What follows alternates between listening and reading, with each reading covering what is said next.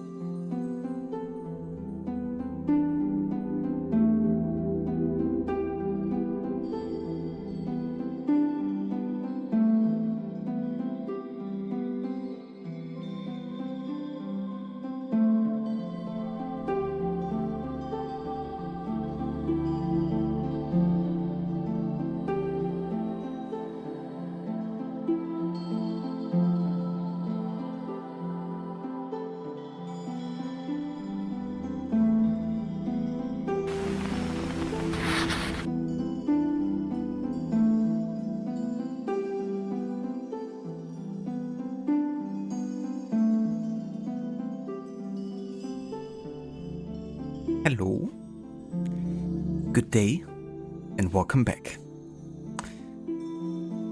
After quite a break, we're gonna return to Dark Souls Remastered with part 10 of our first playthrough. And yeah, it's been a while, almost 2 weeks since our last stream of this. Unfortunately, I've been quite busy, and at the same time, I've also been dealing with some issues PC-wise. So basically I had to reset up everything and do a full clean reinstall of Windows and all that jazz. But yeah, the PC seems to run pretty stable now. Haven't really run into any issues since then. But of course that's something that might change when we're also streaming at the same time. So we kind of have to monitor and watch. But yeah, at the same time, as I've announced on Discord, I've been also doing some test runs with Rise of the Ronin, because I was hoping upgrading to Windows 11 might, you know, solve some issues I've been also having with that game. Yeah, everything seemed fine at first. As I said on Discord, everything ran well for now. But yeah, just like 2 days ago, I've you know, tried to do a bit of side content in the game, just to kind of like do a bit more, you know, longer testing than just a few minutes. And alas, we have the same issue yet again. And I've gone to great lengths to try to fix it. There's a whole lot you can do, including even changing some of the BIOS settings. Apparently it's an error that can happen with your CPU. And I have a very specific CPU which has an X3D chip in it. And apparently the game isn't very well optimized for those kind of chips of CPUs, and of course they're never gonna fix that. So one of the solutions suggested was to change the hyperthreading and the BIOS settings of the CPU, so I had to turn that off. Basically what it does is allow the game to fully utilize one core for one task, instead of I guess diversifying the task on multiple different cores of your CPU. I tried that, didn't work. At the same time, another solution suggested was rolling back the driver to a really old version from like over a year ago, I think, at this point. And yeah, that being the solution for some people. I tried that. It did mess with other drivers, like my internet drivers. But I got that fixed too. Tried the game. Again, it happened. So basically the only solution left for me now to try to get Rise of Ronin to work is basically to deinstall all the Windows updates I have. Actually, I have to deinstall a very specific update from way back, like also about a year ago, I think, at this point. But since I reinstalled Windows 11, I don't actually have that specific update, so I have to deinstall the most recent updates to have a chance of getting the game to run well. But honestly, I don't want to do that because, you know, that will put me at risk and make me prone. And yeah, I'm not willing to risk that, you know, just for the chance of getting to play the game. And I honestly doubt it would even do anything. It seems to be a very specific issue between the game and the hardware I'm running, actually.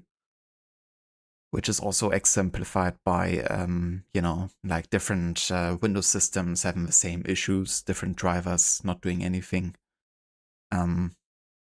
So yeah, I think I will actually have to let Rise of Ronin, I just have to let that playthrough die at this point. I really want to play the game, honestly.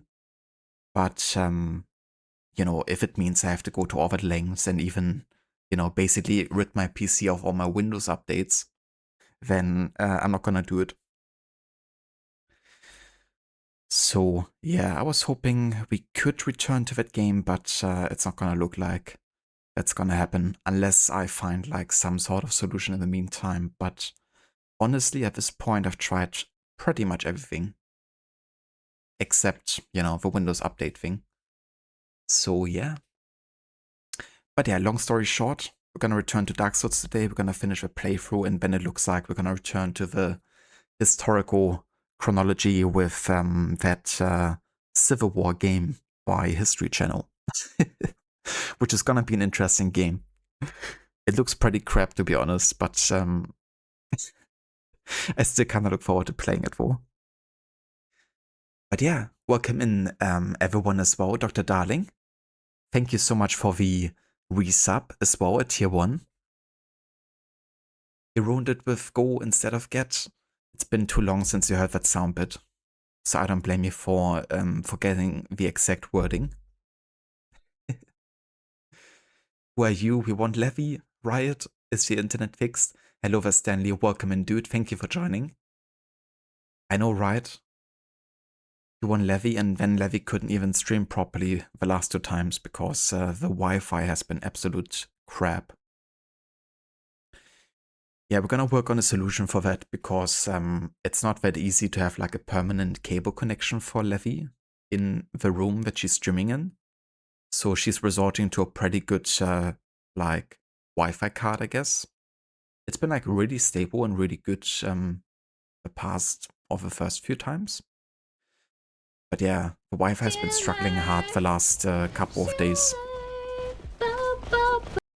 So we're gonna work on fixing that, and if it doesn't work, then we can always have like a temporary wired connection, at least during the stream. But yeah, it definitely sucks when you want to stream and you have to deal with, you know, technical issues like that. Can definitely suck out some joy.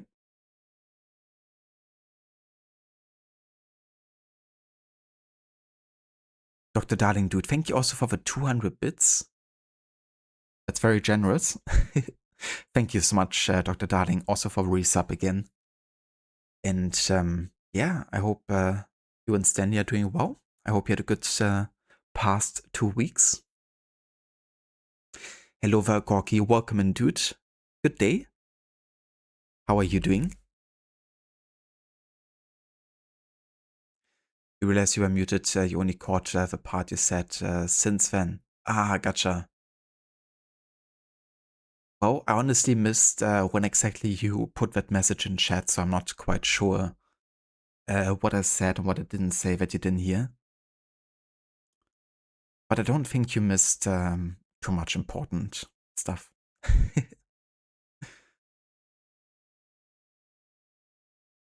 If a game wants that much stuff, fuck it, honestly. Bullshit PC porting. Yeah, honestly, it's a really crappy PC port. And I'm not the only one dealing with the issue. It's just that for other people, some of the solutions have actually helped in getting rid of the error. Whereas for me, it hasn't. But yeah, the game is a pretty bad port, I would say. Even a year later. Hello there, Spow Shaky. Welcome in, dude. Thank you for the insight. And how's it going? Hello there, Coffee Town. Welcome in. What was the last boss I beat? Well, it's been like over 2 weeks now at this point. I think it was that wolf that was wielding the big ass sword in his mouth. But yeah, we spent quite a bit of time in Darkroot Garden the last time.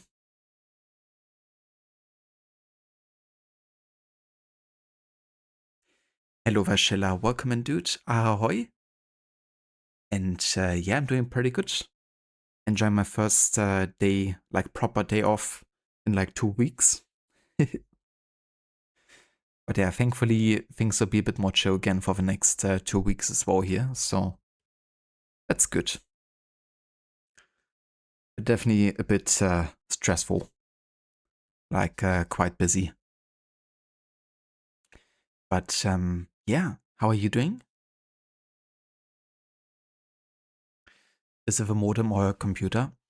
I think honestly it's the modem at this point, because it's been like a general, like not the best Wi-Fi connection issue with like different devices.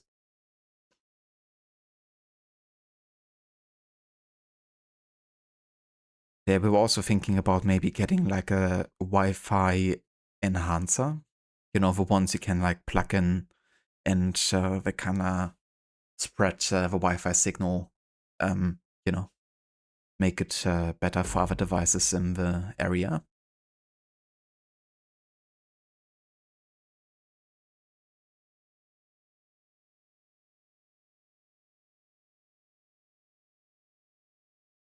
Glad to hear that, Ogorgi, that you're doing good. And cheers, Shilla. Yeah, I've been looking forward to get back to this game and carry on, even though I have no idea what to do at this point. But yeah, we're gonna figure it out, surely.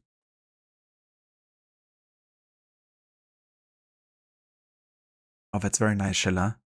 Glad to hear that you got everything done already for this day. That's good.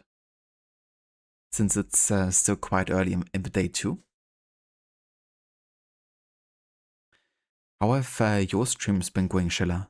I've been primarily lurking in most streams, honestly, in the last 2 weeks. But it's been good, like side and lurk entertainment. But yeah, I hope your playthroughs are going good.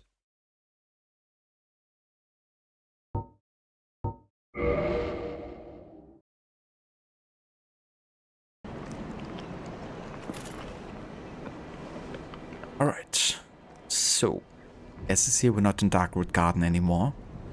When I was doing some testing with a new setup, because I had to make sure that you know, OBS and the game and everything was working as intended. Since I had to reset up, you know, the whole streaming stuff. I went around Darkwood Garden a little bit and actually found a new boss, the Moonlight Butterfly or something, which killed me once. But we're gonna return that later though, because I also returned to Firelink Shrine and I wanted to farm some humanities, because I thought it was good to get a bit of a stock on that, because I have like basically no humanities at the moment. And they needed, of course, to enhance bonfires and to be able to summon, you know, other NPCs and all that. I haven't done that yet, but I did change my equipment to be better for, you know, dropping stuff. So I actually got rid of the Haver ring, which increases the amount of weight we can have, and replace it with a covetous gold serpent ring, which boosts item discovery by 200 apparently. So really good, yeah, for just dropping items.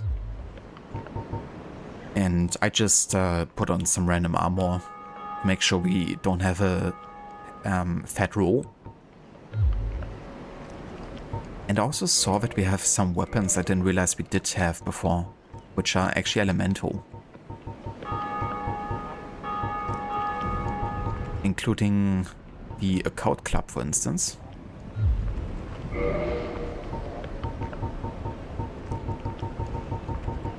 Was also... Let me see. I have a lightning spear.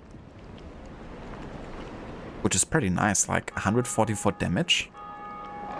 And with lightning. I also have a crystal halberd. I'm honestly not too sure where I got these items exactly from. This end has 242 damage and does have like a crystal effect, I guess, whatever that means.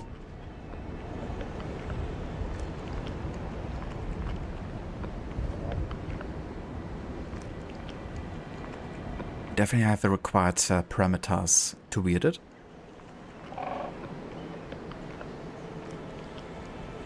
We passed the part of Plague Tale Requiem where you sneak through the temple in disguise. Very nice. How have you been enjoying a Requiem so far? I have to say I'm looking quite forward to the like spin-off Plague Tale game. Featuring, I forgot her name, but the pirate, female pirate character that accompanies Amicia and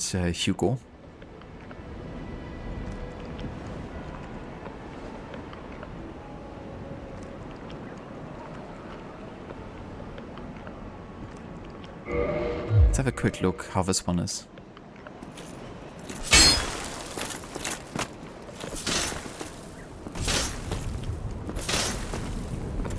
It's a kind of weird attack. So this is like AoE. Definitely seems like a weapon I should wear it two-handed. Doesn't make too much of a difference, honestly. But damage-wise, it's really good for. And one thing I remembered is at the very start, when we, you know, arrived in Firelink Shrine, I was actually getting my ass kicked by some skeletons. And I was like, hold on, where were those skeletons located again? And it reminded me that we have this graveyard over here, and it's an entire area I haven't really explored too much yet. So I wanna go this path and explore here a little bit to get things started.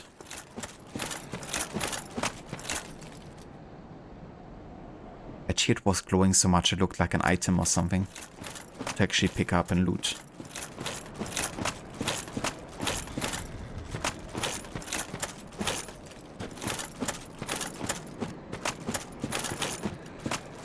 You're right, let me actually go ahead and go to the bonfire real quick so we can respawn the enemies here.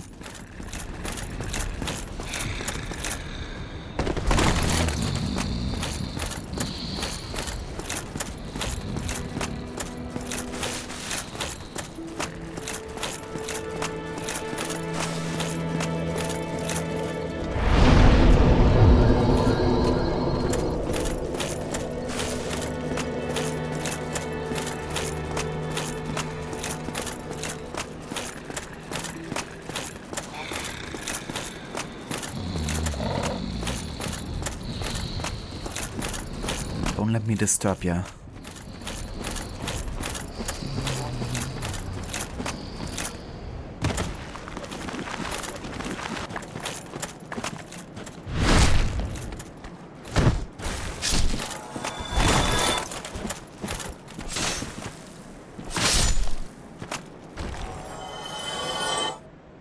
Yeah, that's pretty good damage. And again, they're probably quite low level at this point, these enemies, but still.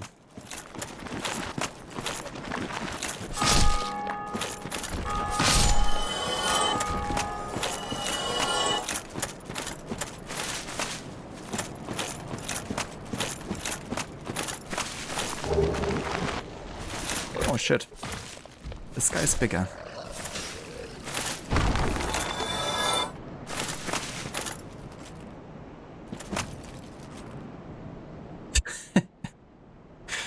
The skeleton just bugging for all the assets.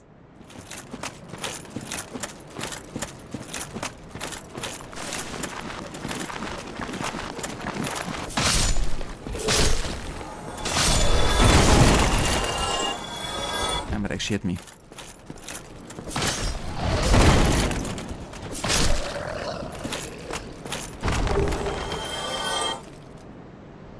Oh damn, it's Spyhander. That is a German word, in fact.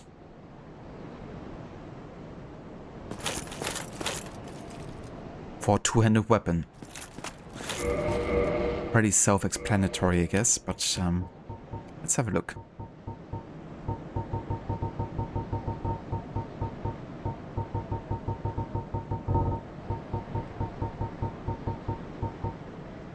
$130 base damage. Same as the Great Sword. We do have enough strength to wield it, actually. I mean, looks pretty neat.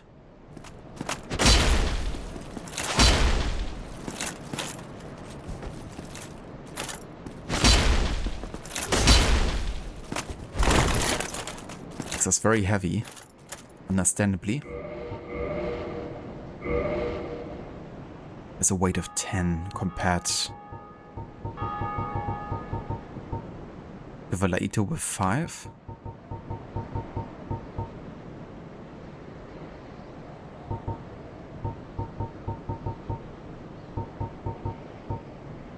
Crystal Halberd with 6. Yeah, that's a nice weapon to have.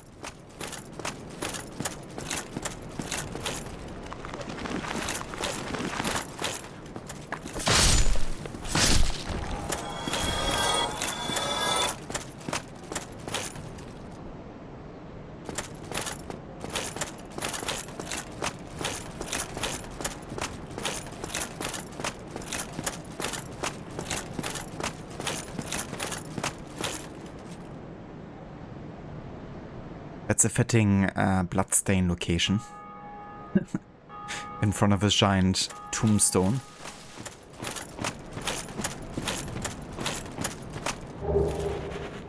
Binoculars. Dude, there's so much stuff here that I probably should have located ages ago.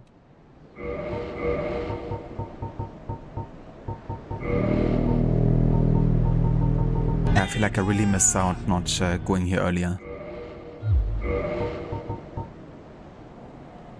Ada! Knock, knock. Knock, knock. Who's there? Hello, Varrot. Welcome in, dude. Thank you so much for the raid. And welcome in, raiders. How was your stream today of Control? I hope it went well. Welcome back, Schiller. Hello there, Oliver. Good day, dude. How's it going? Hello there, Swower. Welcome in, dude. And how are you today? Thank you for joining. Hello as well, Ada. I mean, Lucinda. How are you this morning? How was Big City Little Kitty? I think it was. Just before I went to sleep last night, I saw you were on, so I was lurking a little bit.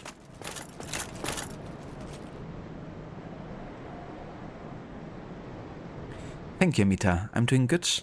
Enjoying my, first proper day off in like 2 weeks. By suffering in Dark Souls. You know, things have to be in balance. First you're suffering at work, then you're suffering in a game. I call that balance. How are you doing, Amita?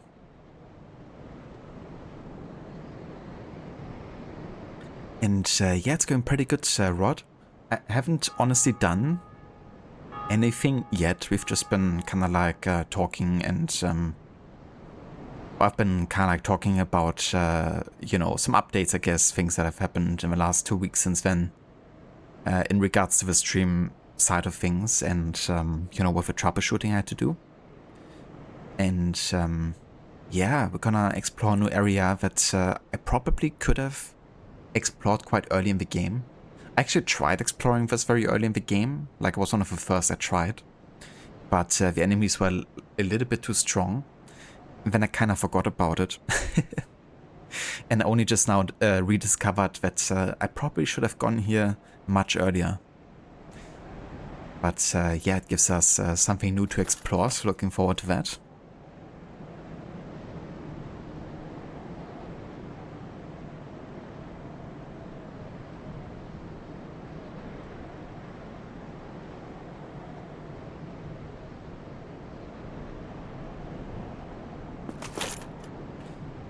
For anyone that didn't come in with a raid, or if you haven't checked out Rod's channel before, definitely recommend doing so. He's currently also playing a Souls-like game with Demon Souls, which is his first ever playthrough of, you know, these types of games. And yeah, he's also a massive fan of story-focused games like, you know, Assassin's Creed, for instance, but also Rockstar games. At the moment, though, he's also doing a music focus on Control by Remedy Entertainment. And yeah, that's something he does with quite a few different games. Kind of focusing and highlighting the different pieces of music and soundtracks in the game. And yeah, taking his time to fully showcase it and also showcase it in different contexts and situations. So really elaborate and in-depth playthroughs.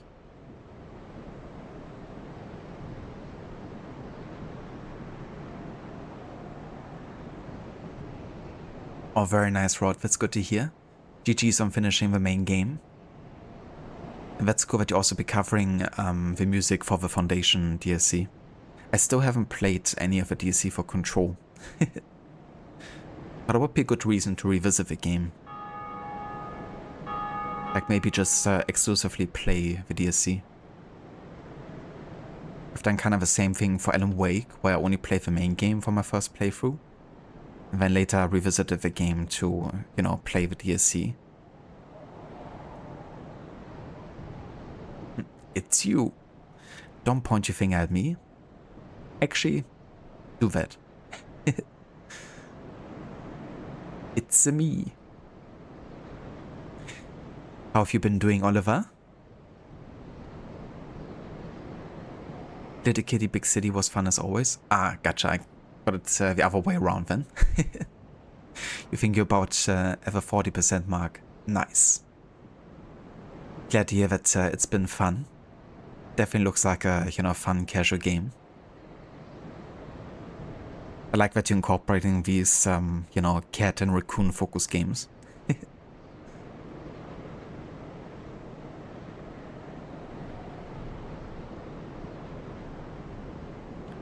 Glad to hear that, Amita. I hope you enjoy your work break. And yeah, I definitely feel that with windy weather. It's not too windy at the moment, but we've been having like very severe weather changes in the past couple of days here. It's been definitely getting very April weather-like in Germany. You know, where you have like rain, sun, wind, and like cold temperatures that almost make it cold enough that it could snow all at the same time, it seems. But yeah, we almost had like 0 degrees again at night, and then in like 2 days we're supposed to get 20 degrees plus. So yeah, weather's a bit wild here.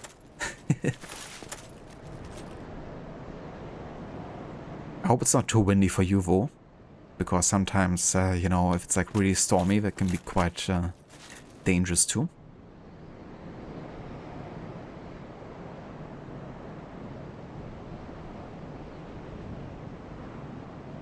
That happened to you too with Demon's Souls in the first major area. You forgot there was more to it.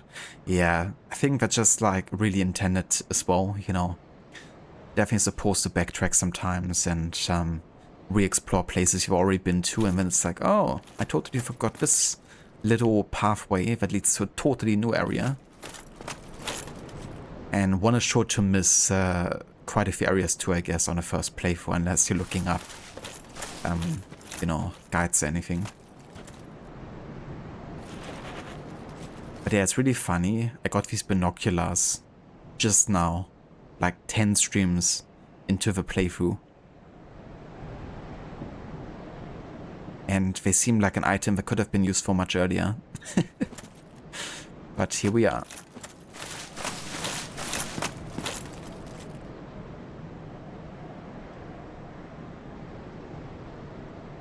No worries of a shout out either, Rod.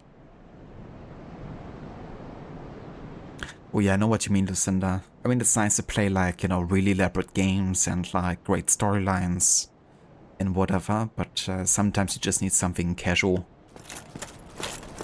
That's just like, you know, fun to play.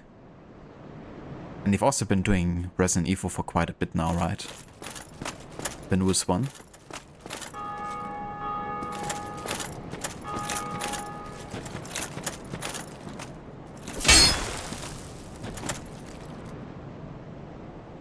It's really funny how the assets look like when they're like really far away sometimes.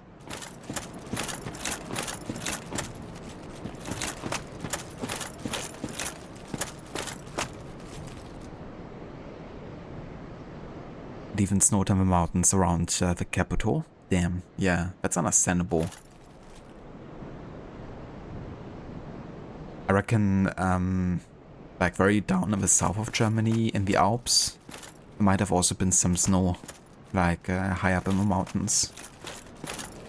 Given how cold it became on like ground level.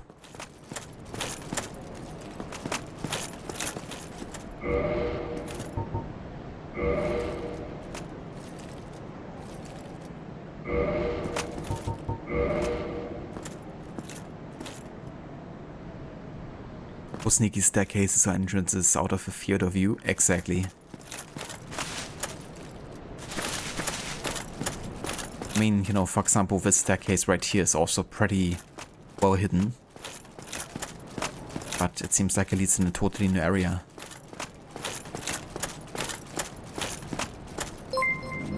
Yeah. Praise the sun quicker and just like quicker make of SeaWorld. It sounded like David Attenborough was swallowing his own words there when he tried to pronounce the Just Do It emote. Hello there, Kobe. Thank you so much for the 72 months of resubbing. Holy shit. That's like 6 years? 6 freaking years of resubbing. Kobe, thank you so much. I really do appreciate it. And I hope you're doing well. Hope you're having a good week so far. Yeah, praise the sun. I wish I actually had that emote, but I haven't gotten my hands on it. Despite it being so iconic. But I've got the shrug. And the, well, what is it?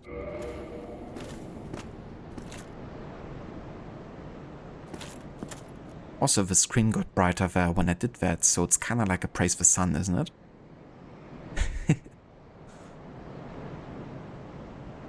Talk about camouflage, indeed.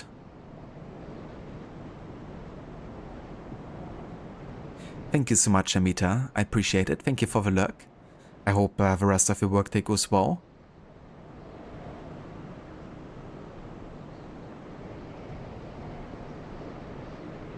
And yeah, it's going pretty good, Kobe. I haven't done too much yet with the game today. Just been mainly chatting. But yeah, found a new areas. We're gonna do a bit of exploring. Hopefully leads to an area and a boss we actually have to go to.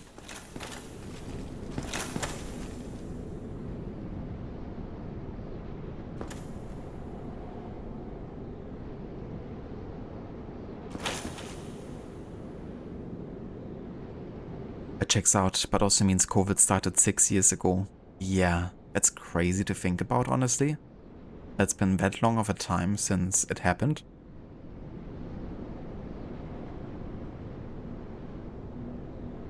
But yeah, then again, everyone's feeling for time has been kind of screwed up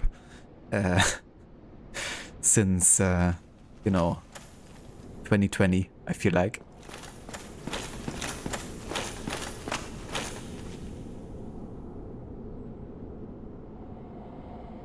Horizon Forbidden West, indeed.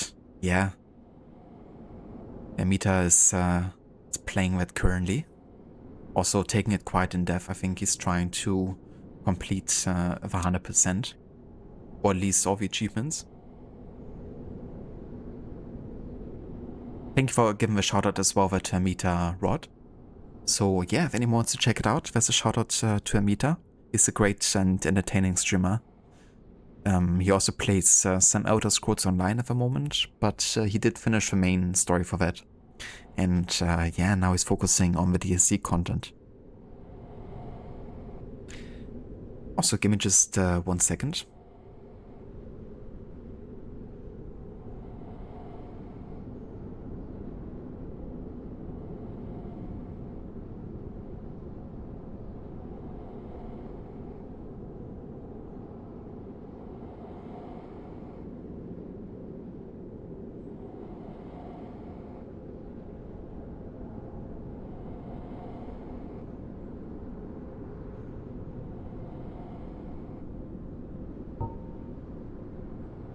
Alrighty.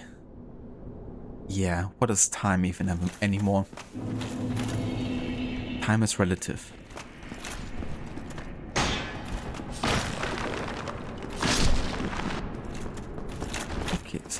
Catacombs. It's a bit dark down here. What the fuck? What are these things? Jesus. That's damage.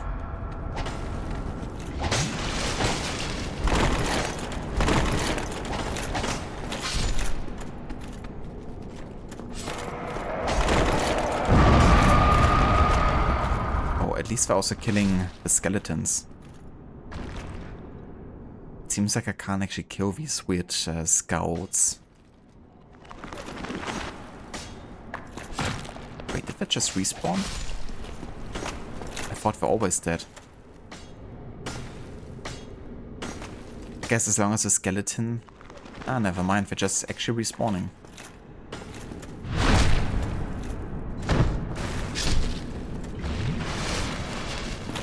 Well, let's move on. But yeah, those skull-like enemies, I guess they just explode. Can't hit them, I don't think. You want forgiveness?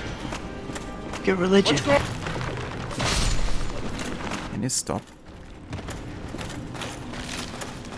Jesus, how dark is it down here?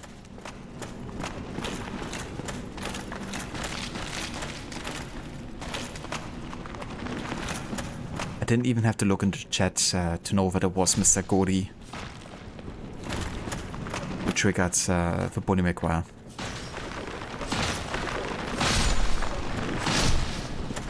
Can actually stay down. I'm gonna put some dirt in your eye. Guess we're just ignoring them and move on.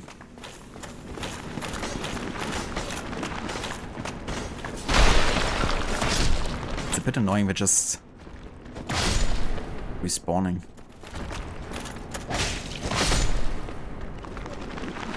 I have no idea if there's a permanent way to kill them. What the fuck? Oh, hello there.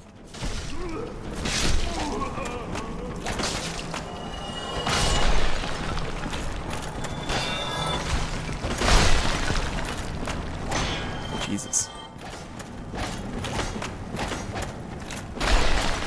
That seems like there was like a necromancer. What the fuck? He stunned me.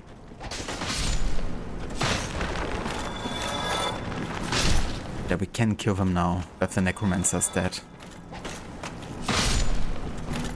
So that's good.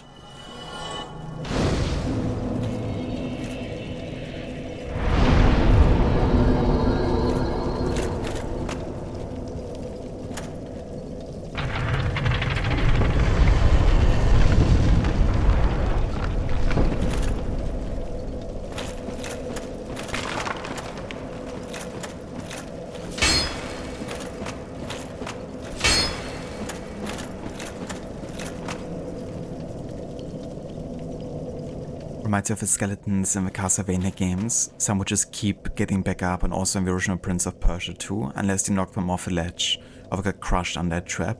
Yeah. It's kind of funny, the concept of skeletons, you know, they're already dead, of course they're gonna just stand up again. Unless you make sure that they're literally unable to.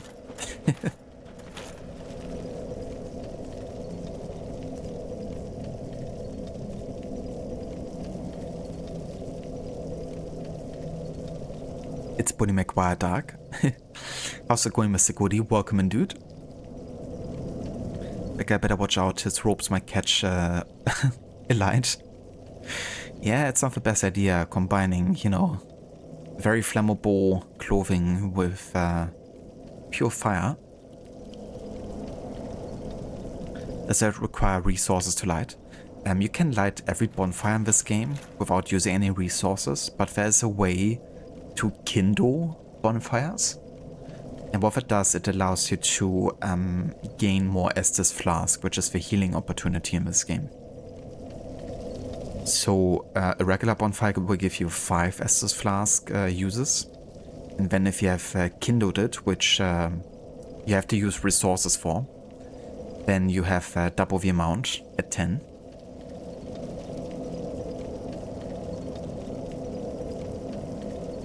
No worries whatsoever, Kobe. I hope you have a good day. Thank you for dropping by, and also again for the 6 years of resubbing. And yeah, I hope you have a good one. I will. Gonna watch out for April Fools.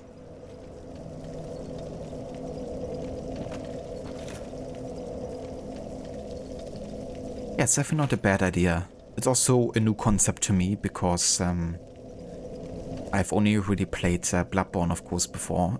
And like, I technically played, you know, Dark Souls 2 like ages ago with a friend, but I don't really count that playthrough too much.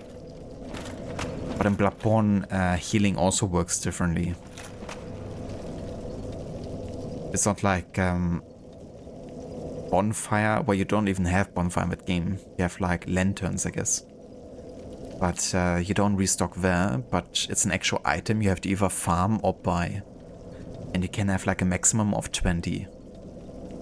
And they also heal less than the Estus flasks do, so yeah, it's definitely quite different. But I have to say I probably prefer the Estus flask system, because in Bloodborne it could get quite annoying having to farm the healing item.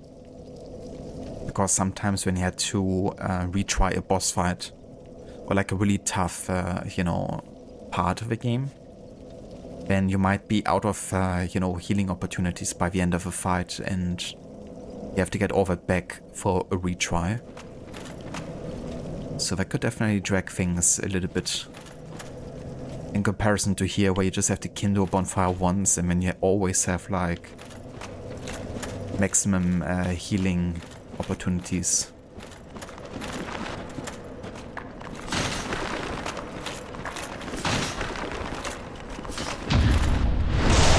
Jesus, these guys are good.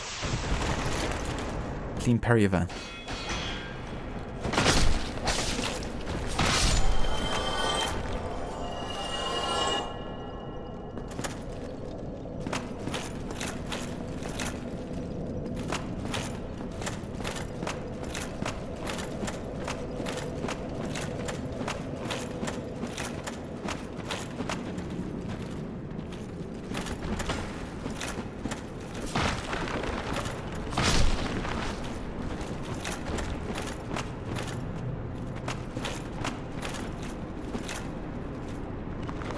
Okay, there's another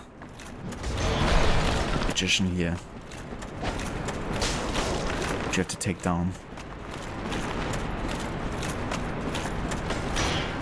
You bastard.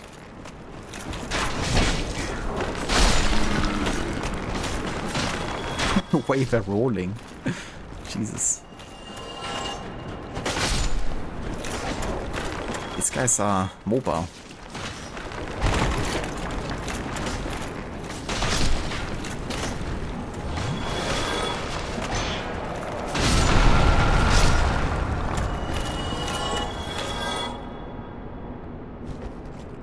There were some proper Dark Souls players in the previous lives.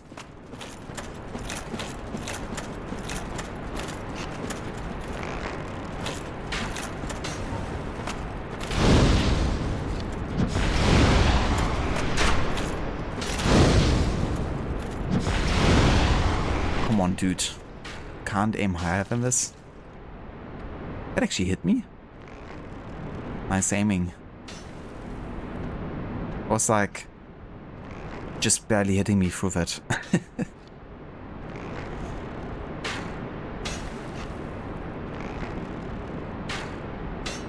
Having to recollect stuff after a boss encounter and dying is so annoying in games. It really is.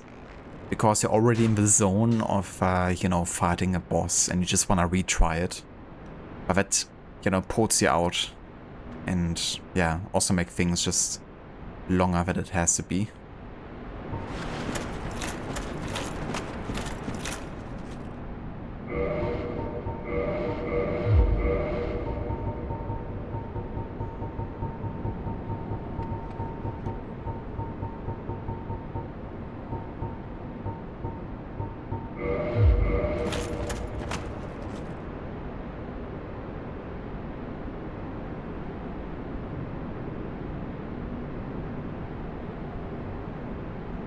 Oh, very nice rod. Yeah, that's a nice side effect.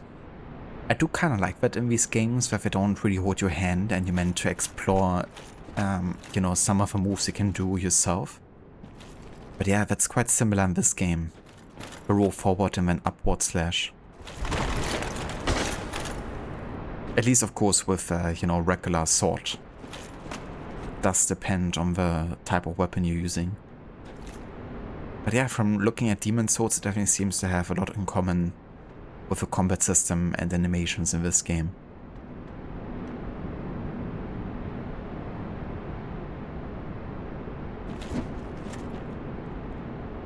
You do also have a Sparta kick in this game.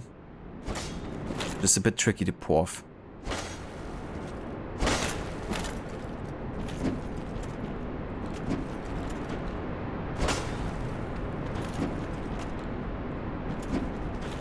It's pretty neat to actually kick people down ledges.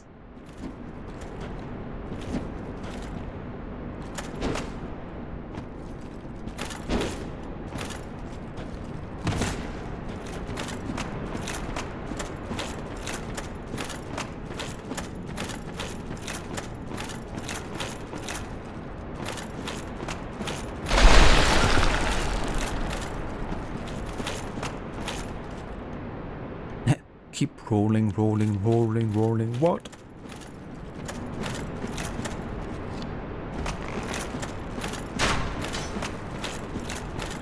Always a good move to have at disposal. It definitely is. You never know when a Sparta kick comes in handy. What the heck was that move? These skeletons are wild.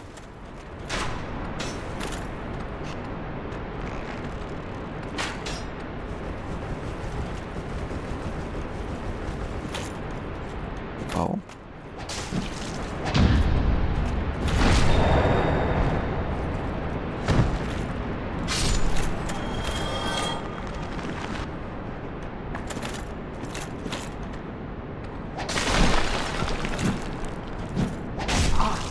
Oi.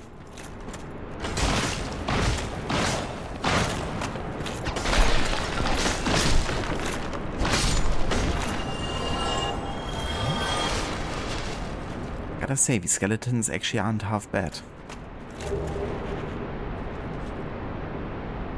Lucerne. What is this?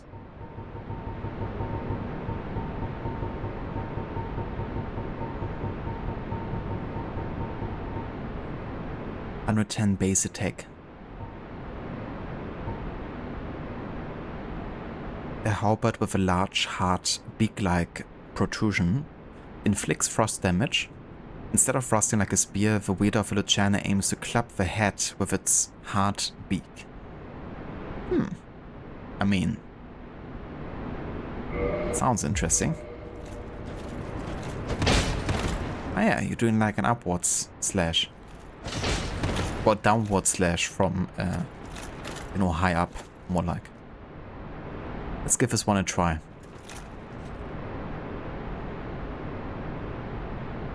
Hello there, Dex. Welcome in, dude.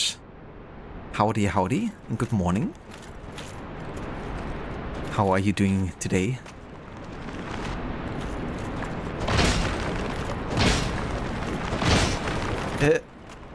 So you knock down the head, but it doesn't really do much damage. That's funny. So it's like really useless against these skeletons. But I guess against other enemies it would be quite good. But yeah, does barely any damage.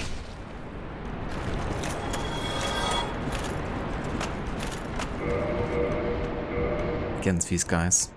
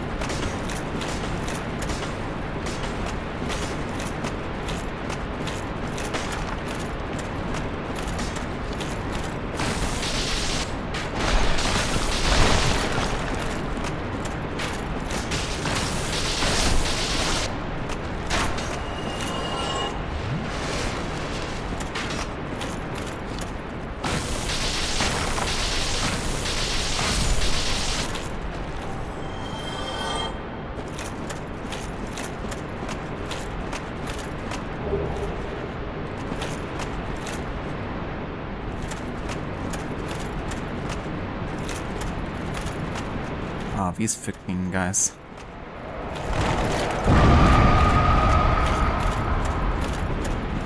Just wanna make sure they explode and...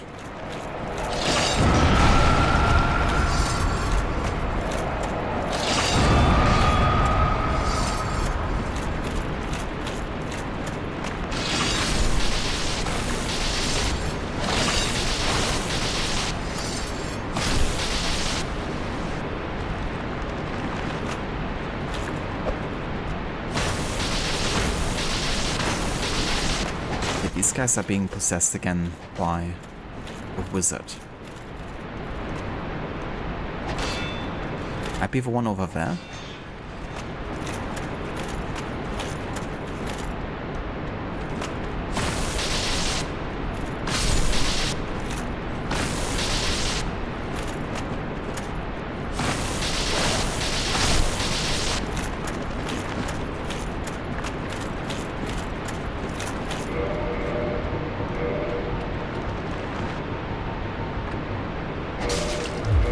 Come on now.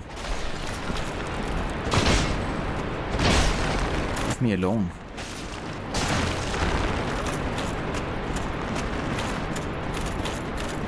Just wanna change to a weapon that's actually useful against these guys.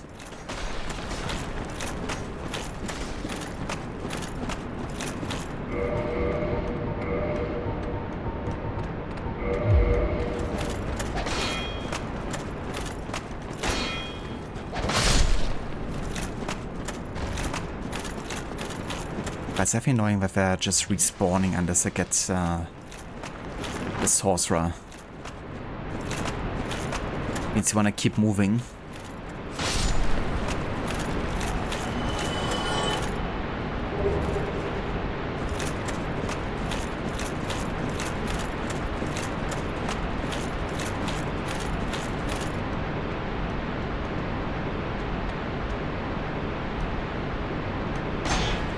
Jesus, I wanna reach that game. These guys just keep respawning. Okay, I'm gonna suck around. Okay, there's traps here.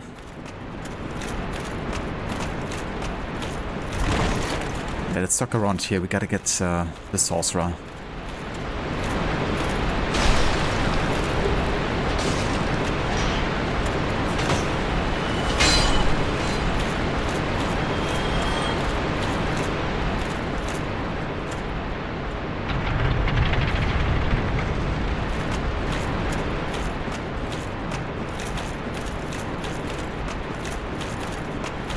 Okay. Oh, Jesus. Freaking traps.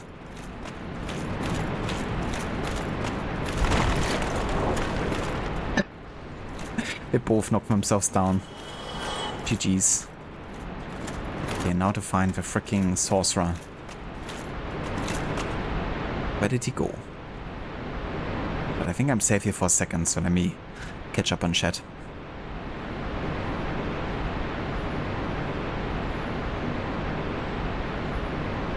These ones with a sword and shields are like some of the enemies in these Zelda games. There's a movie with stop motion effects by Ray Harryhausen called Jason and the Argonauts. And there's a scene fighting skeletons with swords and shields. It's cool seeing what early things inspire later stuff. Absolutely. I love these, heck. What's that? I think I just got a random Estus flask there, didn't I? Well, fair enough. But I definitely love seeing, you know, when also different medias interpret and adapt, you know, an older folktale, for instance, or in this case, you know, mythology. But also, you know, then how they can inspire each other.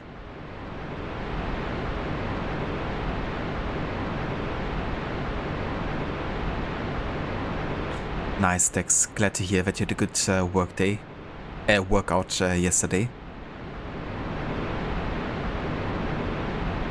And yeah, I hope you have a good day overall today, despite being, you know, tired. But early in the morning, I do feel that as well. The next game I got planned after this, well, I was kind of saying it earlier today in the stream when I was giving an update, but I had initially planned to return to Rise of the Ronin because I had to reset up my whole PC and, you know, Windows and all that in the last 2 weeks. And that seemingly solved some issues I was having with Rise of the Ronin that prevented me from playing the game further. But those issues have returned again, and I tried pretty much all the solutions possible to get the game to work, like everything I could find. And it still doesn't work, so Rise of the Ronin will not be continued at this point, unfortunately. And what I would do instead is return to the historical chronology with, the game that would have been taking place during Rise of the Ronin in 62 to like 65, I think. And we're gonna focus on the American War for Secession, or the American Civil War, as it is commonly known, which took place in those years. And there's a game by History Channel. Not like that's, you know, the best source for historical knowledge. But they done a game with Activision, I think. Like some of the guys behind Call of Duty, or at least some of the Call of Duty games, on the American Civil War. It's pretty short and it's also pretty old at this point, but yeah, it was like pretty much the only American Civil War game I was interested in playing. So we're gonna play that one, but it will be a pretty short playthrough. I reckon in 2 or 3 streams we probably have it finished. And after that it would be Assassin's Creed Syndicate, I think, taking place in 1868. So I guess that's gonna be my main, you know, game that I've been playing for a longer time.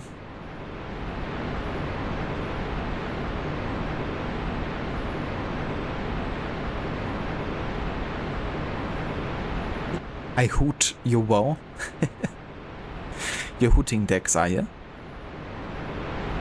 Got a lot of mobile autocorrect. What's the worst bridge to try and win a fight? A drawbridge. It really is. You're never gonna get past that. Just stuck in a limbo. Yeah, it's kind of interesting how this almost looks like a staircase leading up there. But it's not. Like from a certain angle. Be wary of sorrow.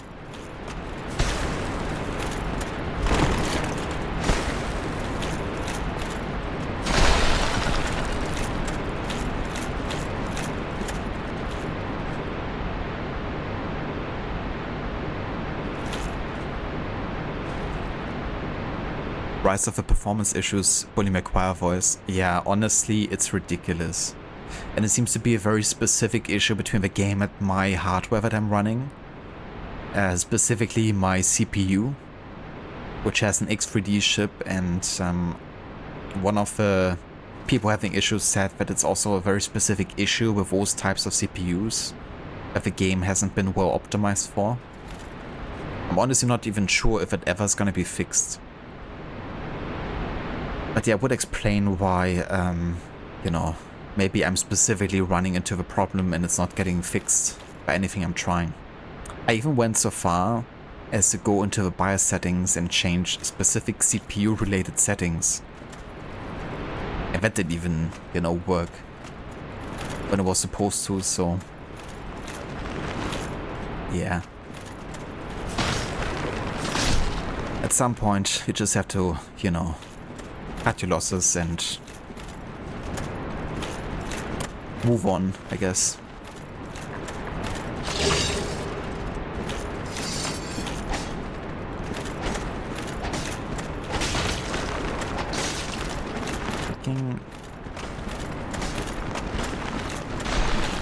Skeletons that just can't be killed.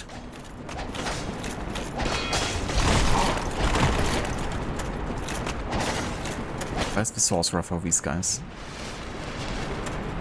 I guess down here somewhere. Jesus, can you guys stop stunning me?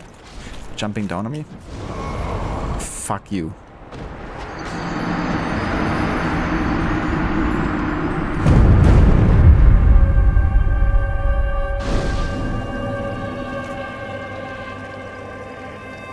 Freaking coward sorcerers.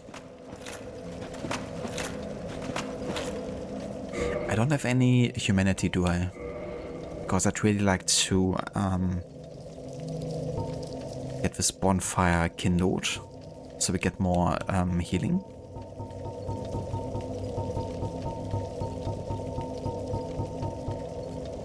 But yeah, it doesn't look like.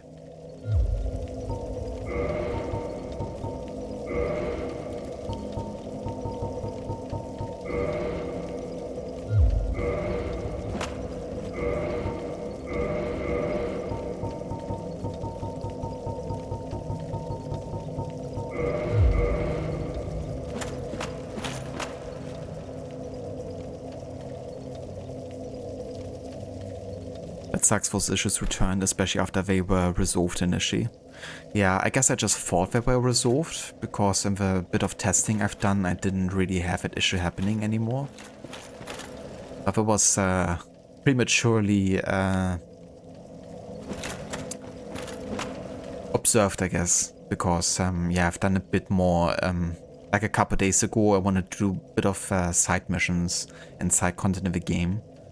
Just to kind of like test it for a longer period of time.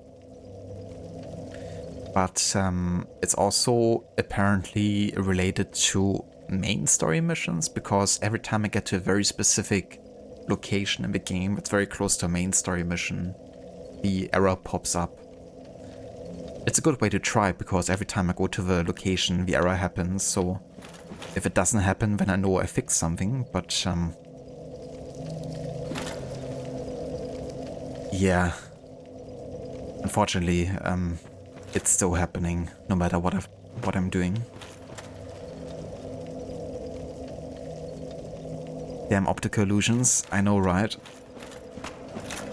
But it's kind of funny when they happen. It's like, oh, that's a new pathway. Never mind.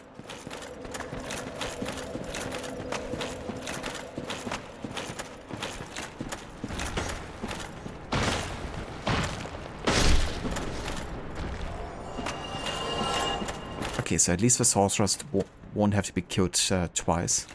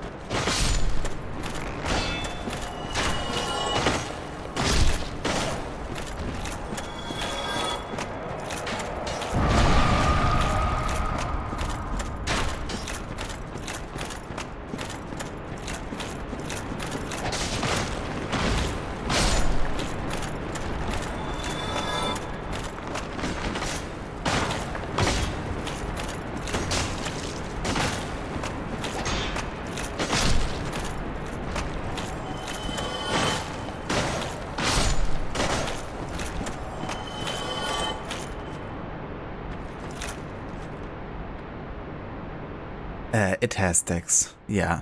And now that March is finished, I've pretty much finished with the main chunk of work I had to do. So things are definitely gonna be a bit more chill, at least for the next 2 weeks. After that, it's gonna be busy again, but not quite as busy, I don't think.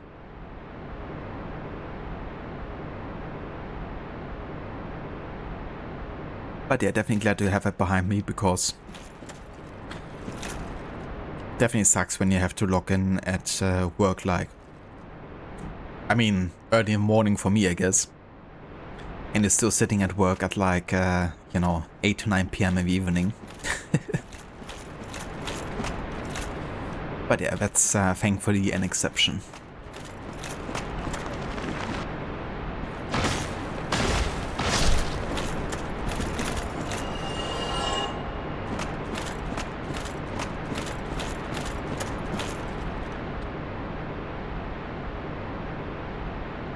Something similar happened with Dead Rising 4. After reaching a certain part of the main story and then reaching the mission objective, the game would freeze. I had to start another save file, which was extra annoying because it was a few missions into the game and you had leveled up quite a lot too. That really sucks when that happens, when you have to redo content you've already done and, you know, catch up on the progress you've already completed.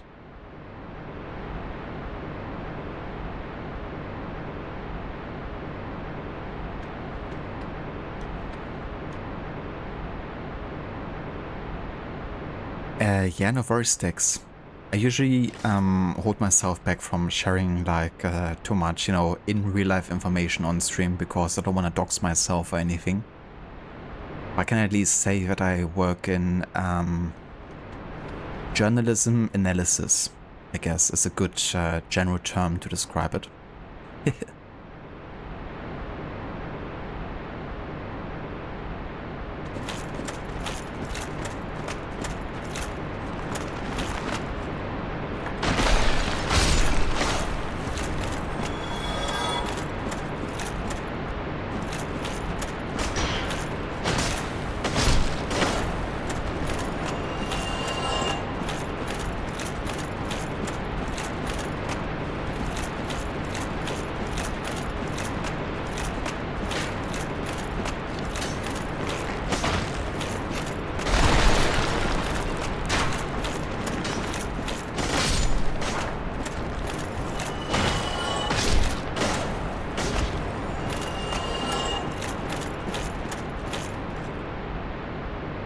Sounds like more news, more work then.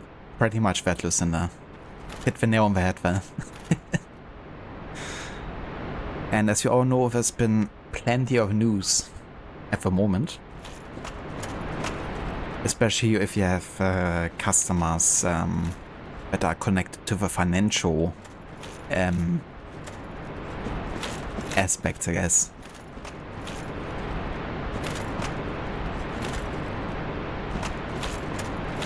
But yeah, it's been like a mix of, I guess, that, but also a mix of, you know, Easter season. So some people have already taken their vacations or like, you know, sick. So we didn't have quite as many people working. So I did cover a little bit and took on like extra hours.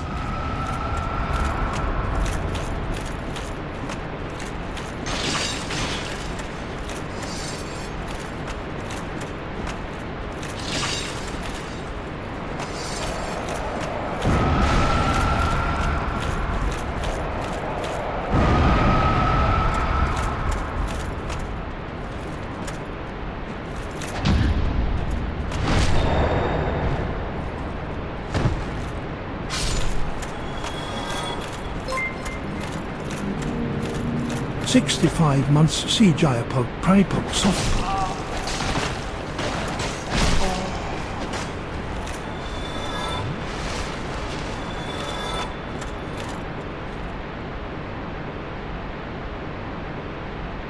Damn, Levy. Now you resubscribed 2 streams in a row. Because the last stream I did like 2 weeks ago, you did also share your resub then. Now that's a streak.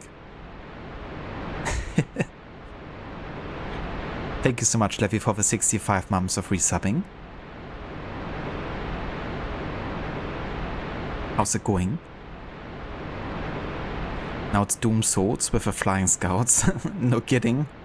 Yeah, they actually look quite similar, don't they? Now that I think about it, like watching you also play the earlier Doom games.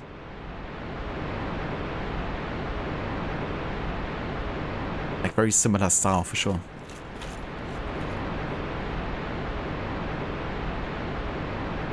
Oh hell yeah, Dex. That's awesome.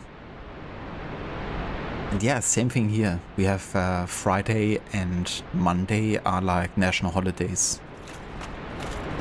So yeah, got nothing there. So it's also 4-day weekend coming up.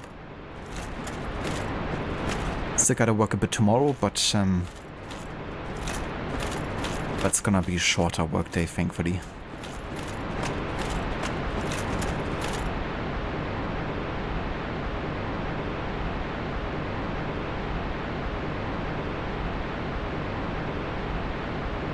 Pretty much, Levy, yeah.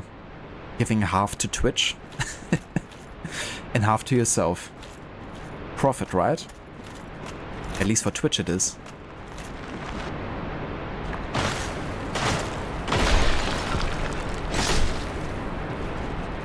Okay, yeah, that's fine. The freaking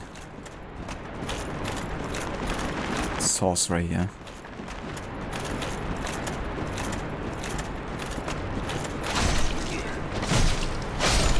There we go.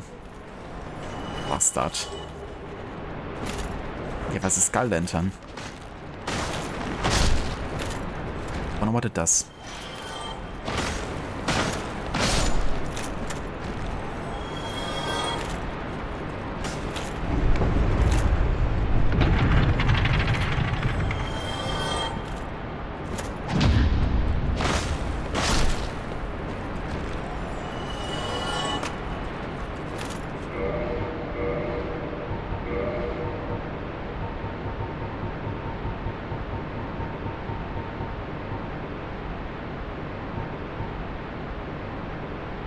Sky Lantern of a Catacomb Necromancer droops from his long beard locks.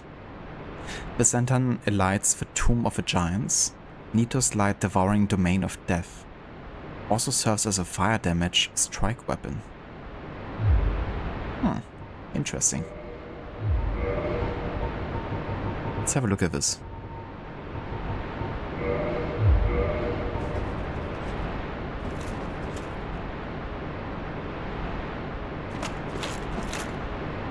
Okay, so it does light the path for us, I guess, at least.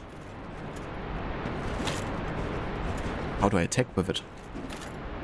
Ah, okay.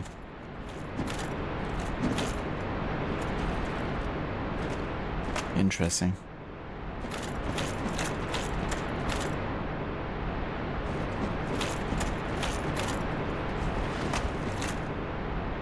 Yeah, we can see quite a bit better with this one.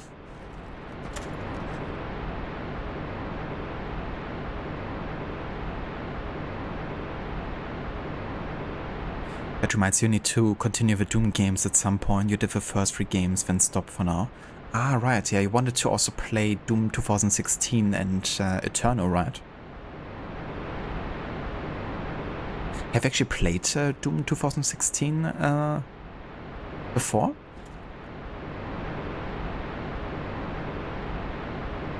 You don't get any time off for Easter? That really sucks. Yeah, here it's like a guaranteed day off. It also means like pretty much everything is closed. That's definitely nice, you know, having like dedicated days off.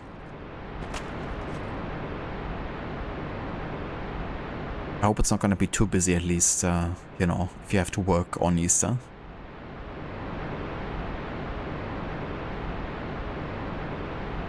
Oh, hell yeah, Dex, that sounds very nice.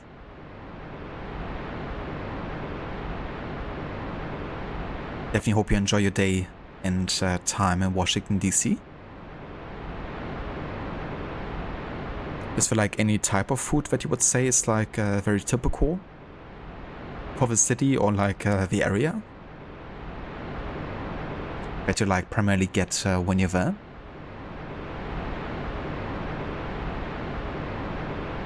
Hello there, Sarah. Welcome in, dude. Thank you for the lurk. I hope you're having a good day so far. And yeah, we're currently at 111 deaths total.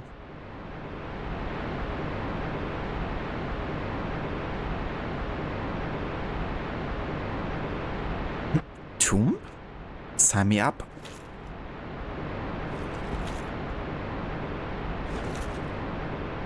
That Scout looks so happy, doesn't he?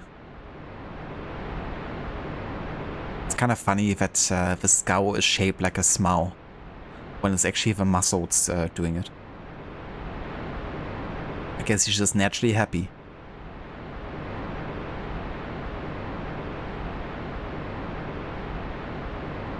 That's right, there could be like a new smile emote or something.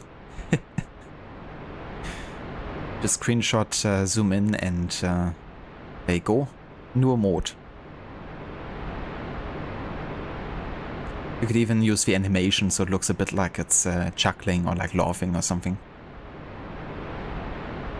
Like the up and down animation he's doing.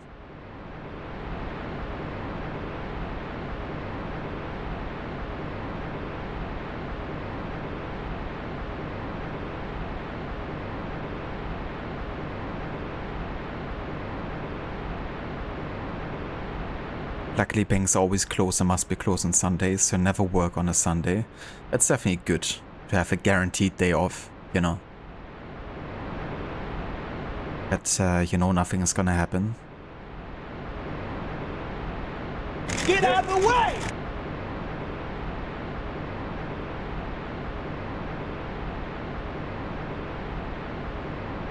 Gatrods, I have played 2016. Nice.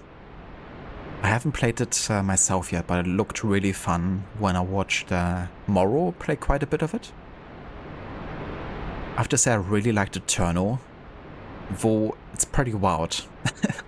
Like, I would say I'm fine with games where like a lot of stuff is going on at the same time, but the Turno was a lot.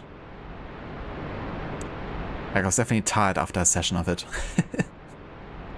Especially playing on mouse and keyboard and having to like remember all the buttons and press so much stuff at the same time.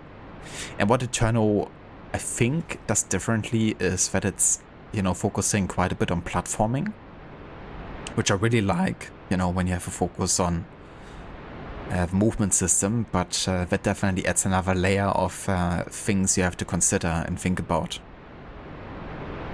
But yeah, it's definitely quite intense.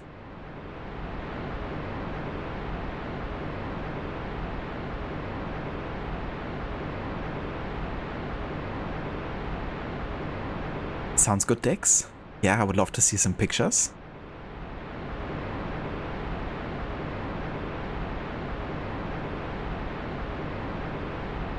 The hotel you're staying at has a lounge, and each night they have a cultural-themed dinner. Think Latin, Asian, Mediterranean. Oh, that's cool. That's really nice to have, you know, kind of like... Oh, that's really funny. So, like, after a certain amount of time, I just get a free Estus flask. I mean, I take it.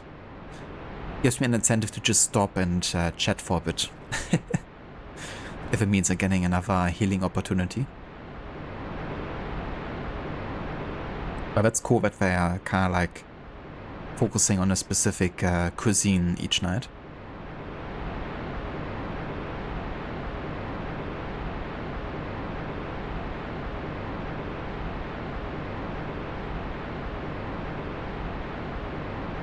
Looks like he has a beard too and a long goatee. Yeah.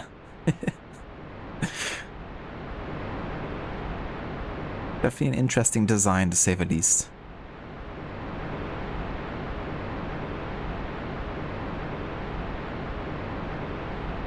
A soft bounce? Yeah. A very gentle bounce animation. You will get the rent when you fix this damn fog. Yes. Please fix all of it, because there's too much fog in Dark Souls. Exactly, Rod. Yeah, there's so much you have to deal with. Shooting, dodging, resource management, jumping and sliding, and yeah.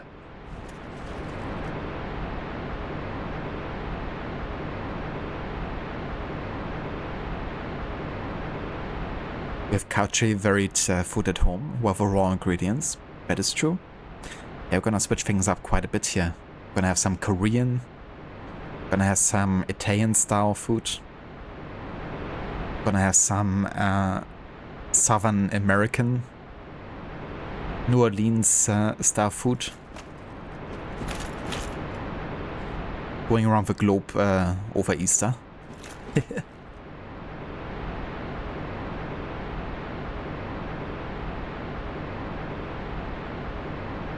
You love Asian pork dishes. That can be quite good for sure. Are there like any specific Asian pork dishes that you really like, Mr. Gordy?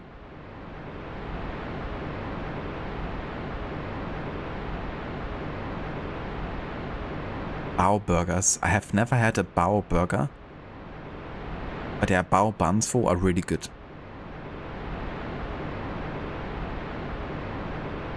Tobey Maguire themed pizza. That reminds me of the second Spider-Man movie, I think, with Tobey Maguire, when he has to deliver the pizzas and he's like way behind for like a corporate office or something. And then he's like one of the pizzas lands on a balcony of a random New York dude who just wants to have that one bite of a slice, but Spider-Man zaps it away just like last second before he actually gets to take the bite. That's a Tobey Maguire themed pizza. It's the slice that you don't get to eat.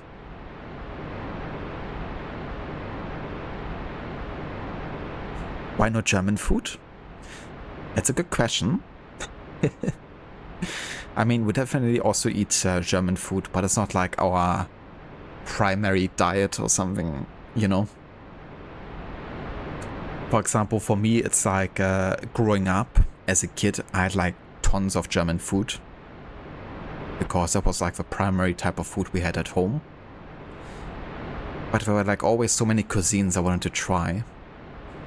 And yeah, now that I can, you know, determine myself what to cook and what to eat, I don't want to just, you know, stick to primarily what's popular here. I do love to spice things up and, you know, have like a different cuisine every other day. That being said, German food is really good and I love German food. But there's a place and time.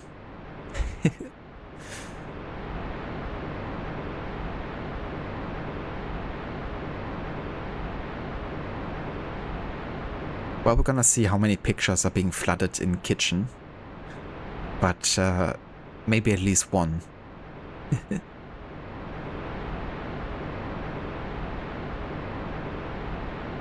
Anything with sweet and sour pork and noodles is a win. Yeah, I do love sweet and sour sauce. I'm not sure I actually had it that much with pork before. It's usually like a sweet and sour chicken that we're going for, but yeah, I wouldn't mind having it with pork. But I didn't get a slice. I missed the part where that's my problem. And if you ask another time, I'm gonna put some dirt in your eye and on your pizza.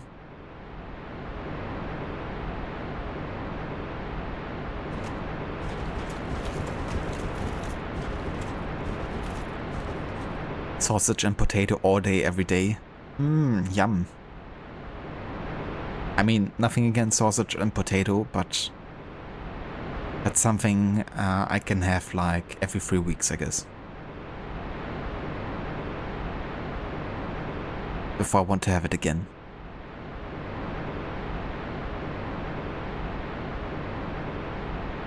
You're pretty sure Germany has the best beer and chocolate and sausages? I mean, definitely pretty good ones, I would say. I mean, yeah, we're definitely known for our beer. I wouldn't say that I'm a very good judge on beer because I barely drink it. I know, right, as a German, that's like a sacrilege, but yeah, I also barely eat any chocolate. But I will say that we have pretty decent chocolate here. I guess it depends, you know, like most of the chocolate you're getting will be like, you know, from the, from like major brands. But we do also have, you know, dedicated chocolate factories and shops and stuff. You'll get your rent when you fix this damn door! But we really make them like, you know, like at that specific location. And I would say German sausages are fire. Like, I'm not too sure that many other countries have, you know, the amount of variety of sausages that Germany has. And also the quality. But honestly, what I would primarily say definitely makes Germany unique is bread. And the amount of bread. And the different types of bread. Because that's definitely something that's really big in Germany.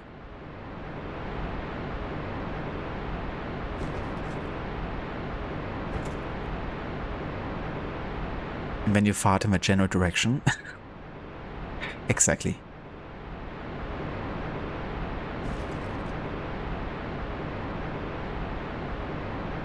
Yeah, Belgian chocolate is supposed to be really good, for sure. Sausage sandwiches are chef's kiss. So, what would a sausage sandwich exactly look like? Do you like slice the sausages and then put them on the sandwich, or do you put like whole sausages on it?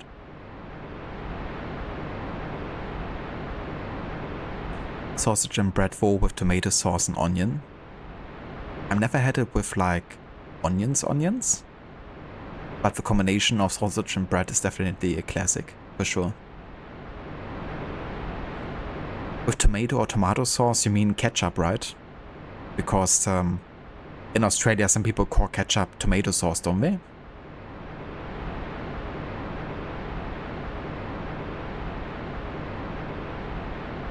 You drink it for me instead. Sure. Knock yourself out, Dex.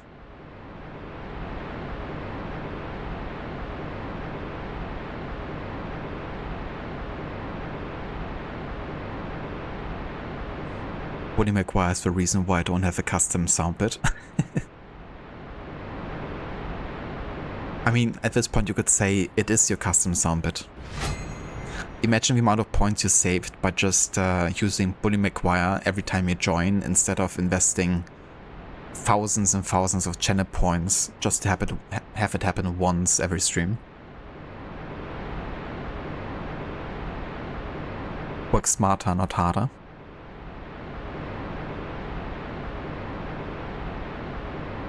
You only drink beer every so often, and when you do, you tend to have non-alcoholic drinks and also eat between beers.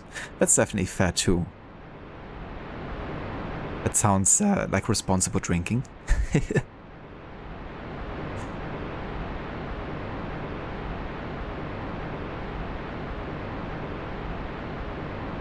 Pierogies? Yeah. Yeah, pierogies are great too. That's actually a dish that was quite common to serve in my family too. Because on one side of my family I have like a little bit of Eastern European / Russian heritage. So they brought some recipes with them that are more like Eastern European inspired, and pierogies was one of them.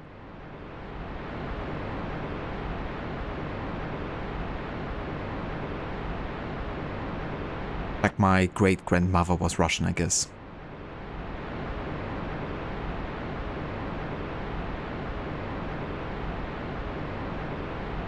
Most chocolate in Germany is not actually from Germany, but from Belgium or Switzerland.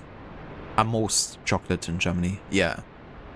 Yeah, that's another thing, you know, like if you're importing chocolate and you're just like, you know, preparing it in Germany, then I guess it's hardly from Germany.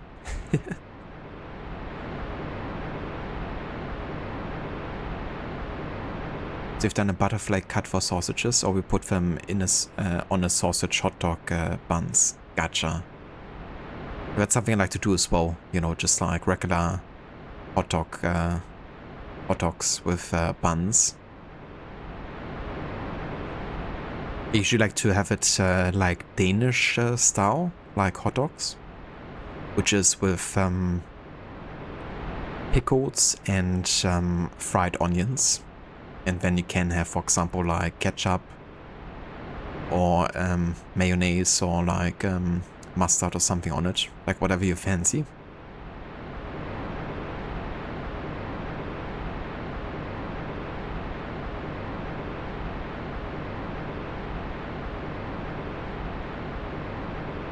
Yeah, that's true, Levi. There's every difference in, you know, where just being like prepared to be sold and where it's actually, you know, produced.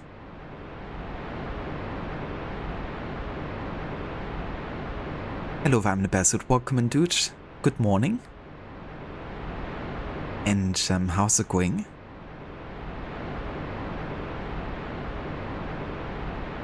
Sometimes we slice them up, but mainly just have them as they are and like a hot dog. You really like barbecue sauce on yours. Yeah, that sounds good. I do love myself a good barbecue sauce. Yeah, that's all you need sometimes, you know? Like some bread, some meat, some nice sauce. It's good in all kinds of shapes and forms.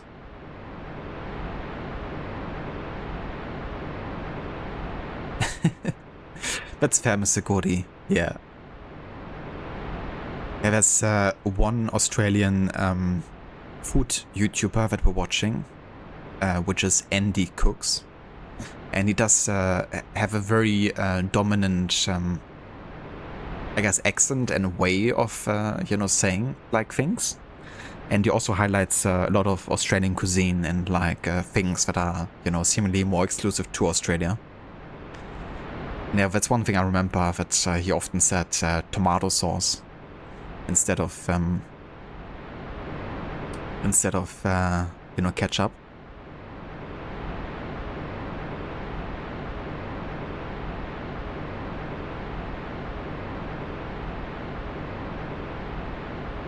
Thank you, I'm in a Basswood. Yeah, I hope things are going good for you. Ah, that's right, Levi. Yeah, he was originally from New Zealand, but he lives in Australia. Yeah. But he definitely highlights a lot of, you know, Australian cuisine and things that are typically Australian.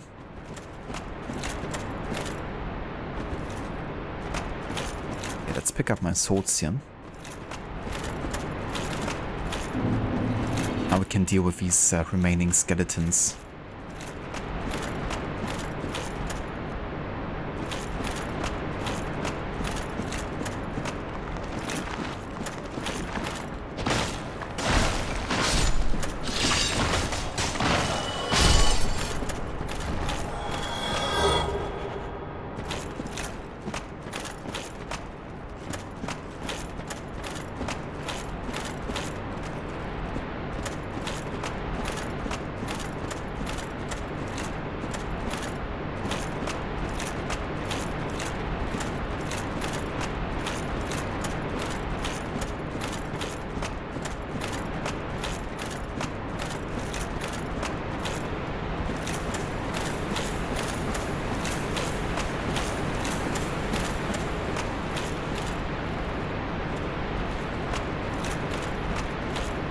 Okay, that looks like a potential boss fight there.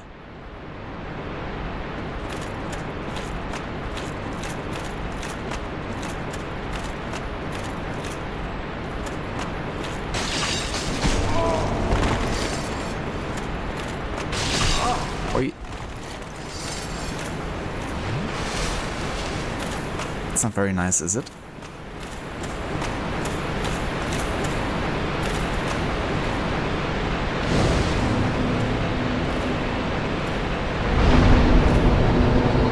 Kind of nice for us, we actually got humanity from killing these enemies. So we can reverse hollowing and we can kindle this bonfire.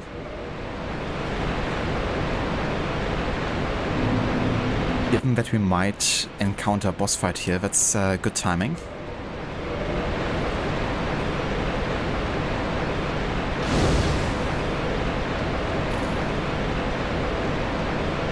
because now we have 10 Estus Flask.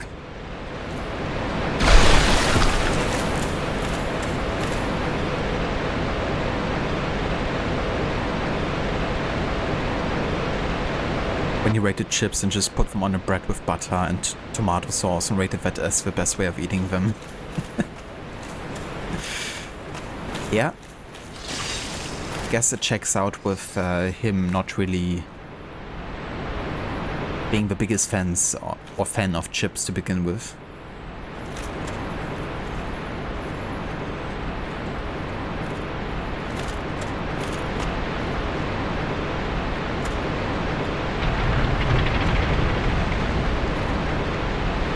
It tends to happen quite often in these games. But it's not just the enemies, it's the environment too that's fighting you. Sometimes you're fighting the environment more than you're fighting enemies even.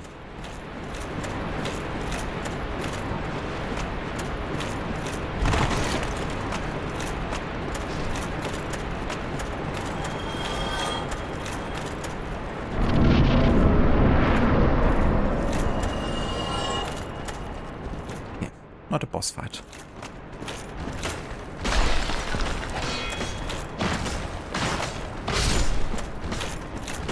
But it seems like these guys are again. Controller, Necromancer. Which we have to deal with.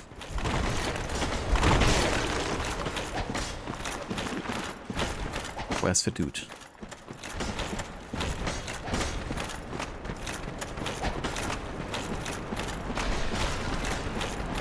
Where are you?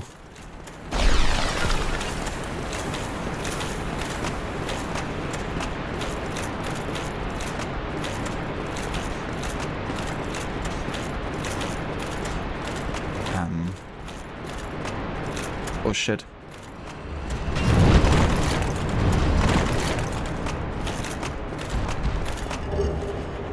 The Eye of Death, huh?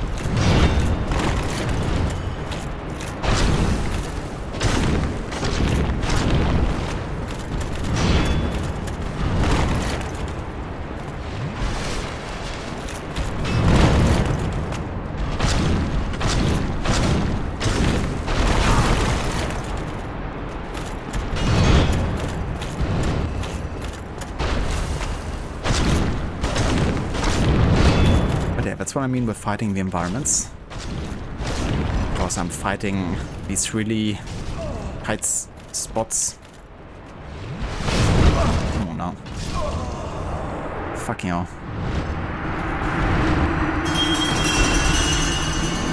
Where like barely fits in the environment.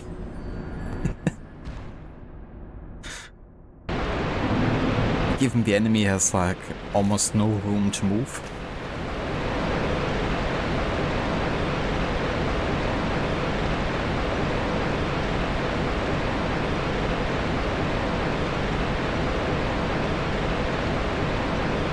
Love a good marinara tomato sauce. Yeah, I mean, marinara and ketchup is pretty much the same thing, isn't it? Hi, bye. Maybe I should have said bye and actually go away.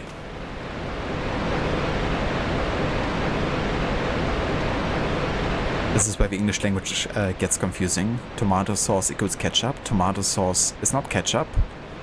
Equals marinara, which is not tomato sauce or ketchup. Exactly. I mean, it's not confusing whatsoever, is it?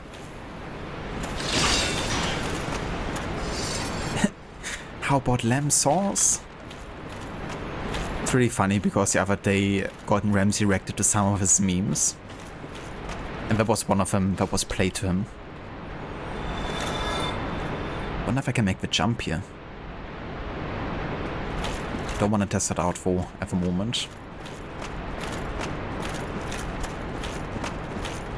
But I was actually a bit confused about why it became so popular. Because for him it was just natural, you know, that of course you gotta have a lamb sauce. You can't serve a lamb without a lamb sauce. Why would you even question that? And then the dude that was showing him that was basically explaining, well, yeah, you know, it's the manner in which you said it. But he also said that sometimes... Oh shit. Hold on. Sometimes when he's just like at a restaurant eating food, people would knock on the window and be like, "Where's the lamb sauce?" When he just wants to eat in peace. Dude, where am I going and where's the necromancer? There you are. Yatch.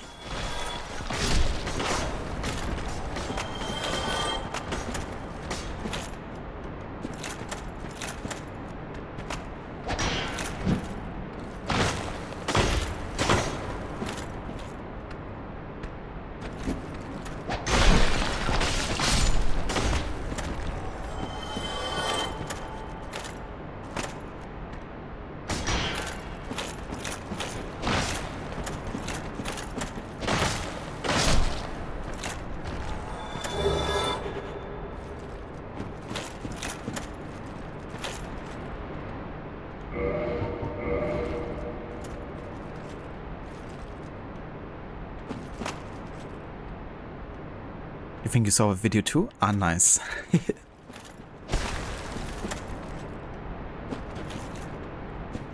Oh, what's up here? Let's have a look, I guess.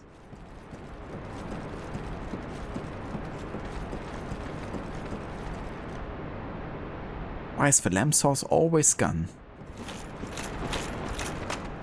That is a question for bigger minds than myself.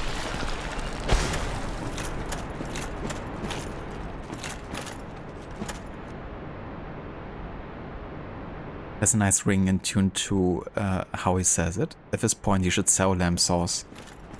Honestly, I mean, he's already super successful, but yes, he could make a couple more millions out of that, I'm sure.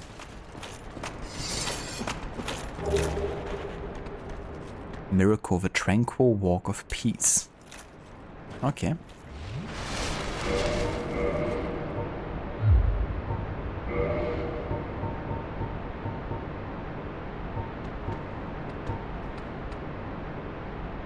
Outland miracle, foreign to the way of white. Slows all walking within effect area. This miracle is normally used to flee, as it slows walking but doesn't affect attacks, but nevertheless defines peace perfectly.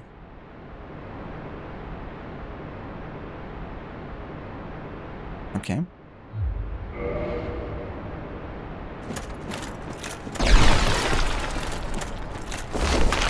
Oh, shoot.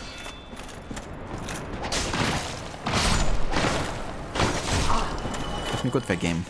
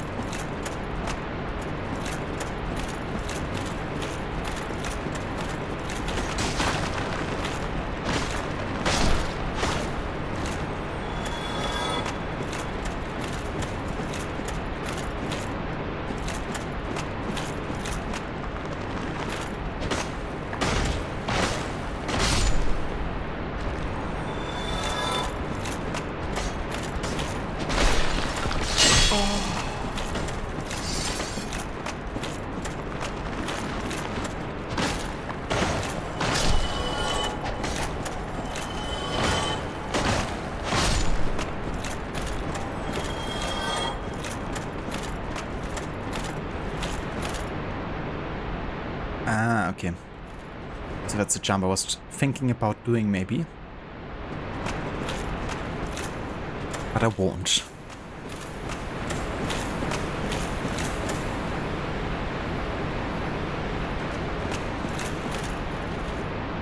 By the way, I hope the stream is running, like, smoothly and there's not any issues with it. Because this is my first stream with, you know, everything reset up. So there might be some things that are not exactly as when I, you know, streamed last time. Okay, thank you for feedback, Lucinda and Levy. That's good.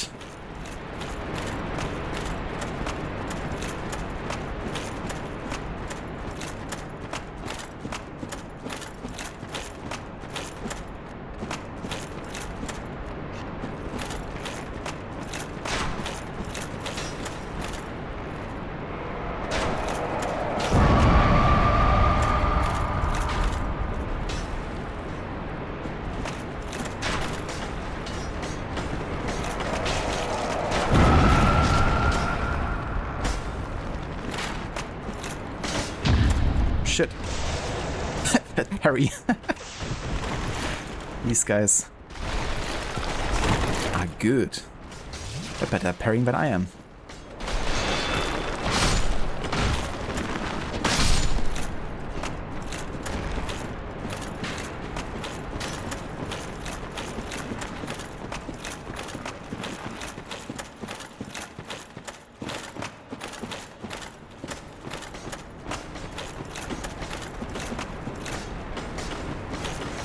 Path ahead.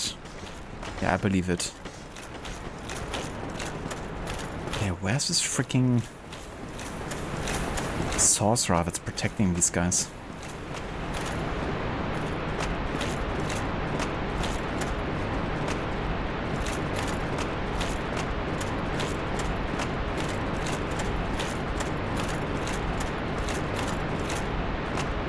I wonder. Maybe over here?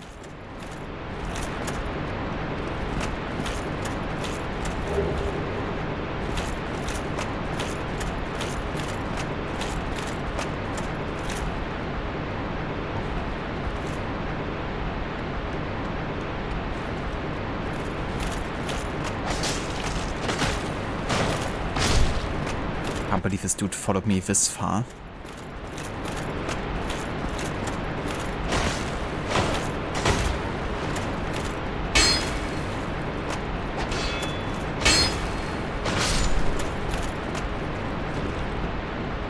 Let's go down real quick and see if the sorcerer's here. Oh, fuck you. Jesus Christ.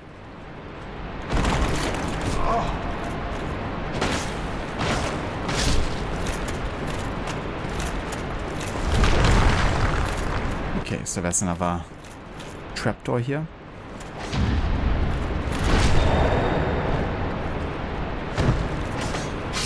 Going down.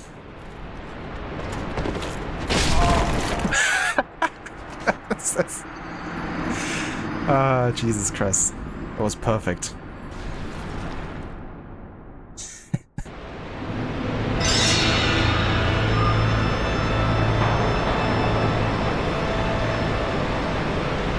If that was a perfect death, that was it.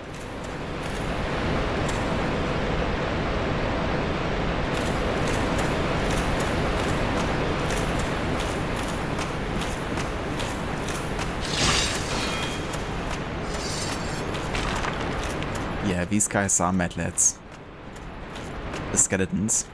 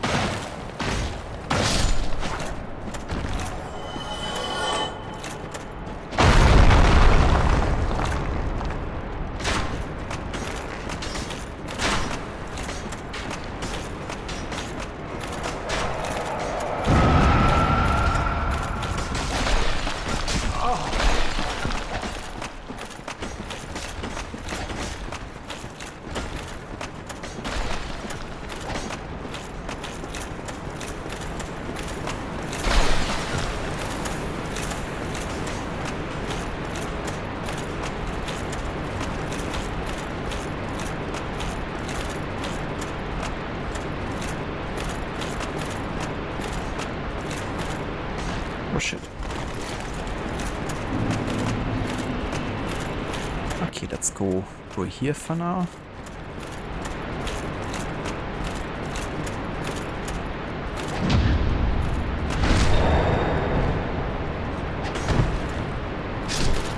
Oh, come on now. Why didn't you take the fucking ladder?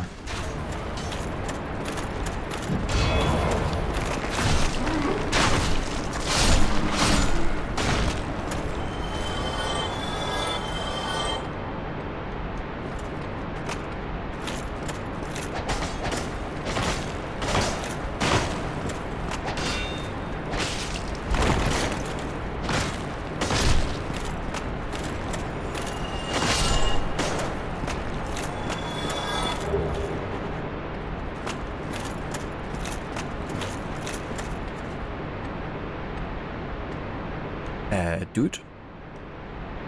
I know you're a skeleton, but are you alright?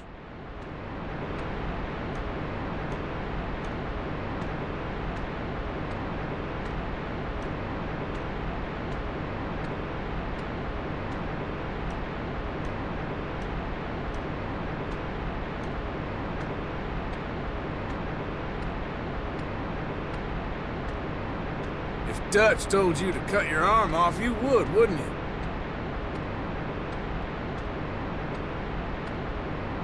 Why, oh why do you exist? Hey, if you're looking for your balls, they're back in Blackwater.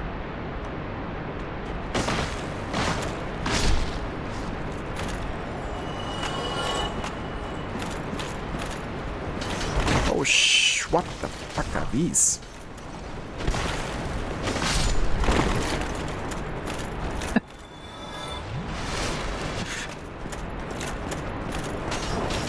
What is this?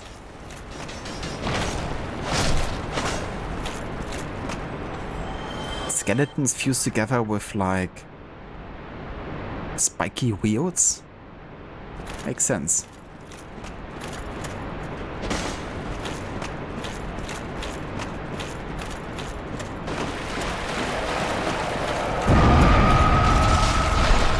Shit, there's more.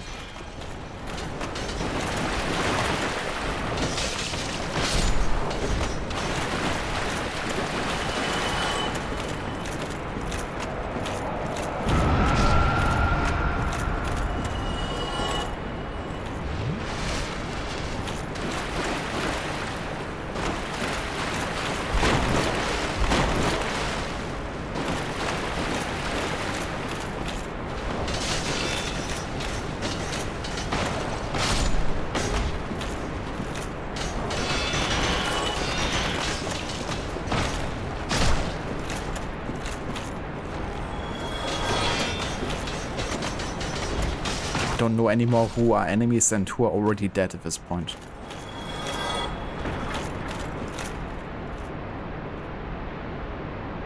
But I think that's it.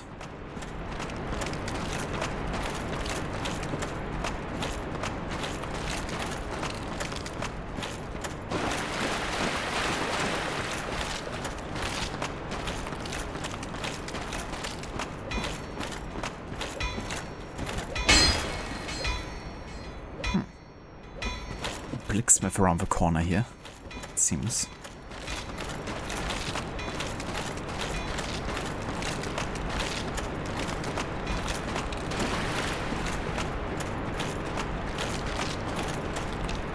At first you thought it was a rector glitch or something. Yeah. Yeah, rector physics definitely... Oh shit, head over. Don't really help. You realize sometimes which enemy is dead and which one is still moving.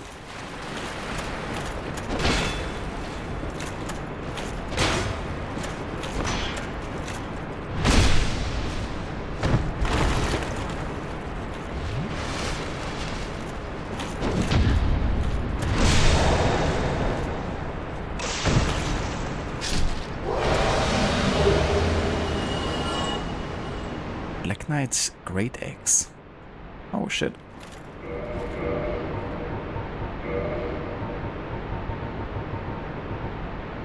229 damage. 16 weight.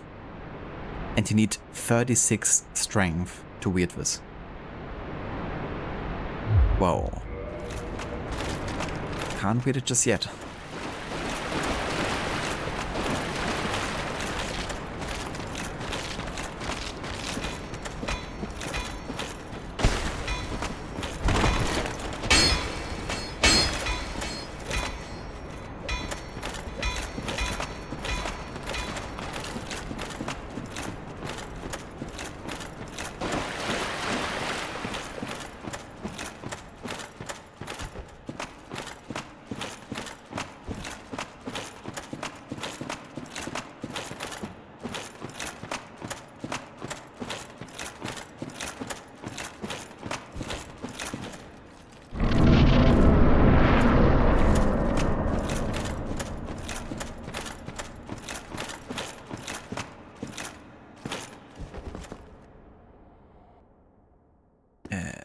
Okay.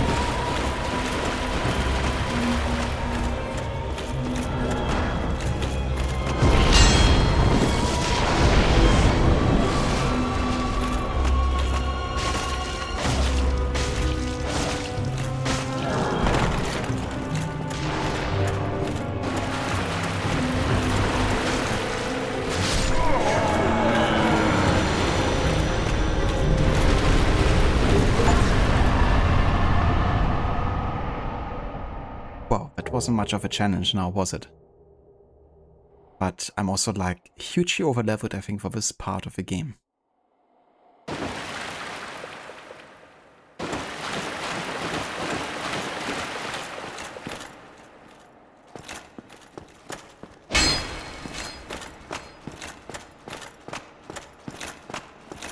What is this? Mask of a Child.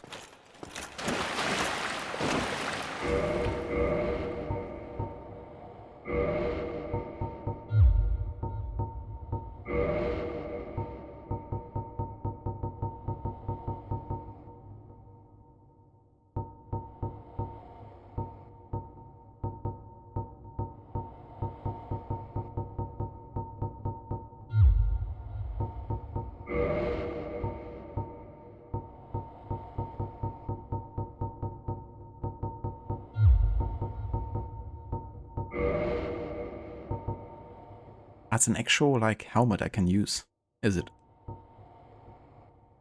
One of the three masks of the Pinwheel, the necromancer who stole the power of the Grave Lord and reigns over the Catacombs. This mask belonging to the naive child slightly raises stamina recovery speed. I mean, that's pretty nice.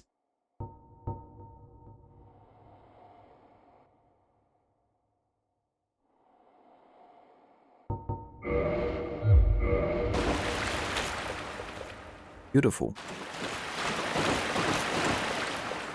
Even more item discovery. Just what I needed.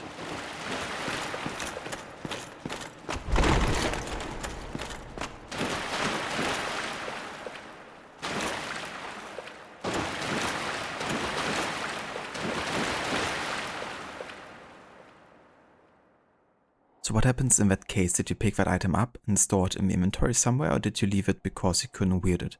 So that item we picked up and is now in our permanent inventory. You don't have a maximum amount of weapons you can, I guess, have in your inventory at a time. So you can always pick up as many items as you want. It won't affect anything to your disadvantage. In this case, I could weird it technically, a new weapon we've gotten. But because I need 36 strength, which is a required parameter, and currently I have 26, it means that my attacks will take much longer and we won't be able to wield it very successfully, pretty much. And also that it's weighing 16 means that we will probably reach a threshold where we will move slower if we would actually wield it. Or you would have to wield or wear very light armor to kind of be able to, you know, wield it without running into becoming fat, I guess. But yeah, you can definitely pick up as many items as you want, and then you can switch to it later if you have the required parameters at that point.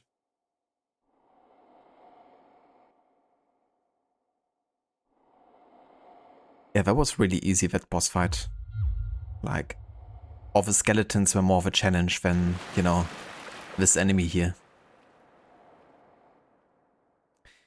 And Kindo is in relation to the bonfires in this game. Basically, you can kindle a bonfire which then boosts the bonfire's effect. And it happens that you have the Estus Flask, right, which is currently on my item selection on the left, down there, which is my major healing opportunity in the game. Now, usually you only have 5 Estus Flasks total in like one run. But if you kindle a bonfire, then you can have 10 Estus Flasks instead. So it's quite handy, you know, if you have like a really difficult area, to be able to have double the amount of healing, because then you can also, of course, make it further without dying. But it's a bit tricky, because you can only kindle if you have humanity. And humanity you get from very specific enemies or bosses. So that can be a bit rare to have and to actually be able to kindle a bonfire successfully. But yeah, the amount of humanity you have is displayed by the number next to the health bar on the top left. And by defeating the boss, I've gotten 1 humanity back, so I could kindle another bonfire at this point.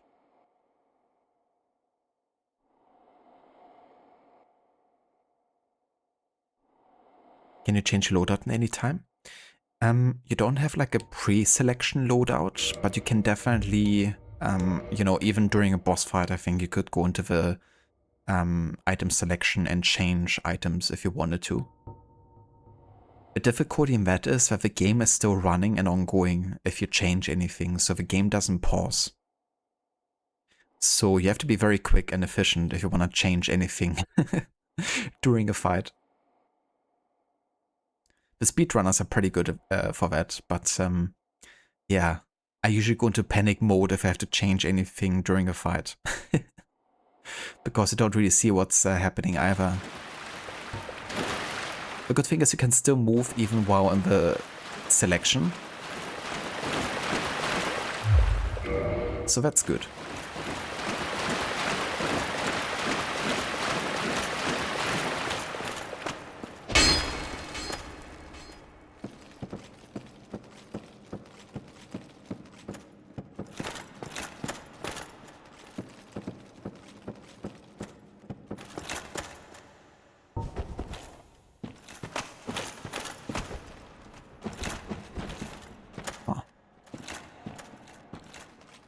What are these glowing lights here?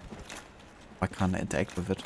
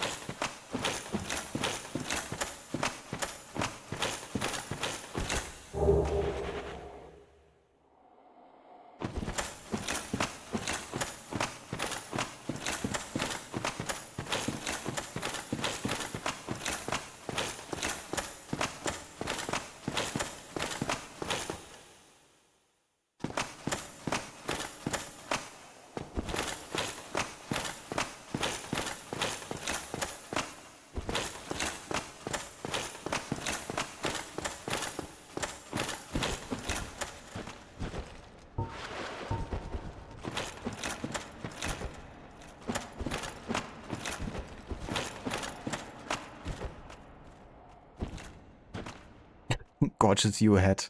I can see so much, even with the lantern. I have no idea what these glowing lights are supposed to be.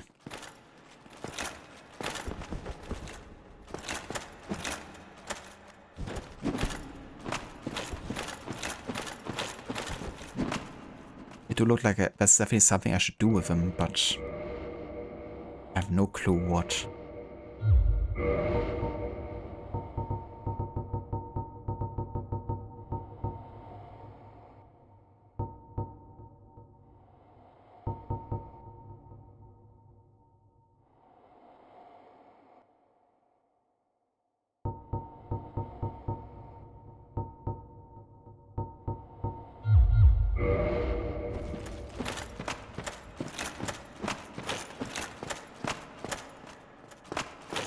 Maybe they're just meant to be path markers.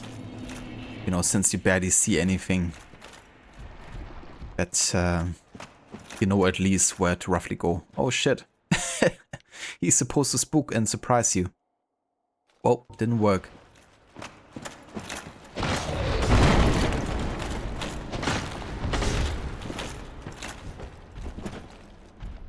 MV's eyes full.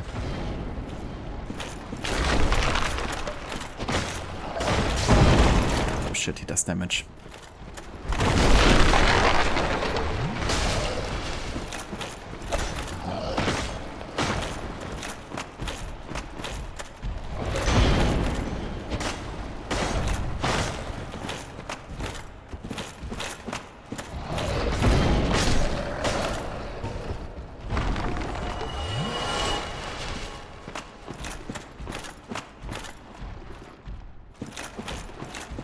Surprise!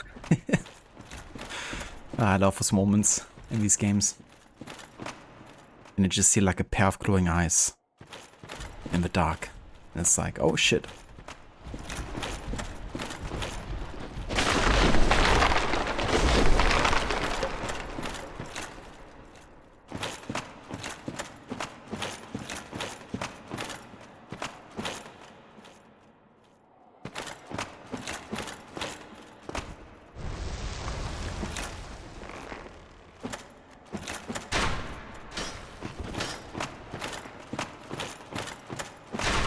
Fuck, another one.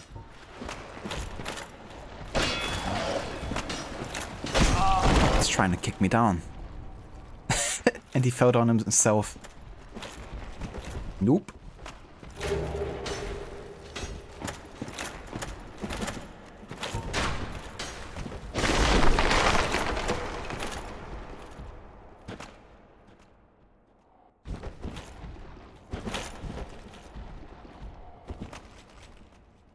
No idea if I'm supposed to run down here or not. Oh shit. Where am I? Oh, hello. Good day. You look reasonably sane. What are you doing in the catacombs? Are you a cleric or something?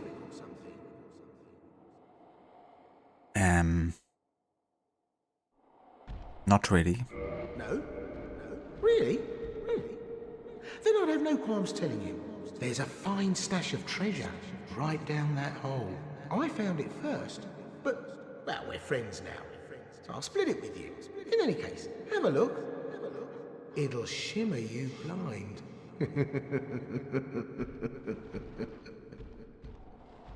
Oh yeah, dude. I totally trust you.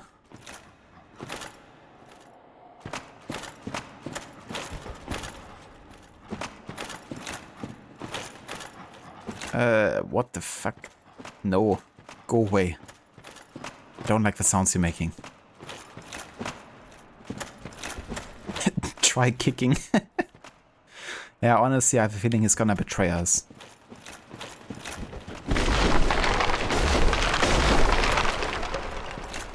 But what do I know, right?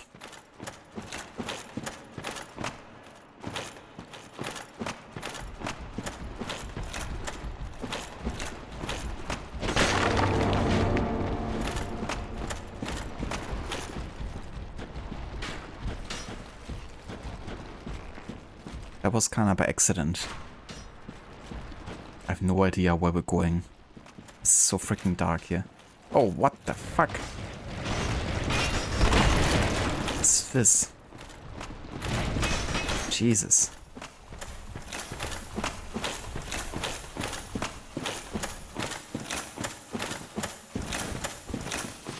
Aha.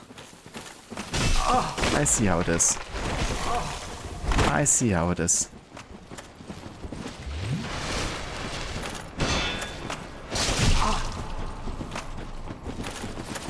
Isn't that the clerics from the beginning of the game?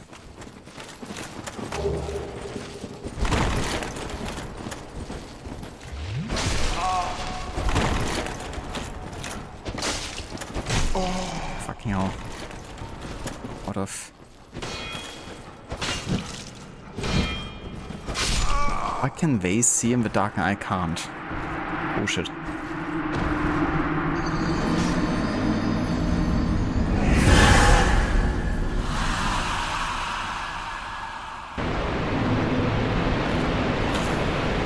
Dude, I made it so far and I still haven't found a freaking bonfire?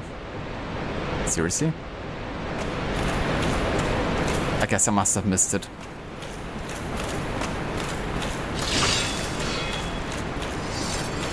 It's a long path to backtrack.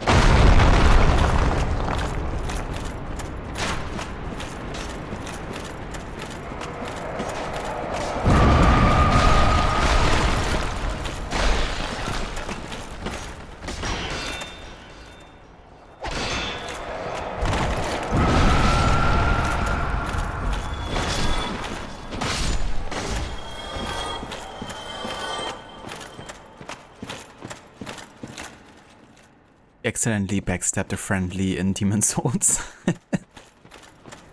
That stuff can definitely happen too. But it's definitely unfortunate when it means you can't talk to an NPC anymore.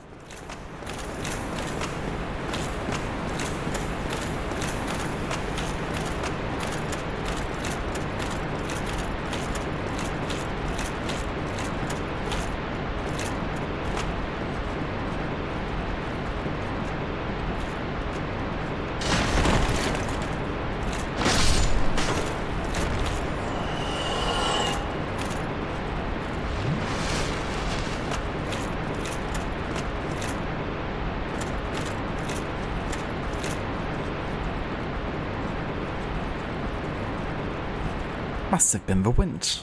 It reminded you of the later AC games where you can go do overpower moves on friendlies and it does the animation for it. That is true. It's kind of funny when that stuff happens.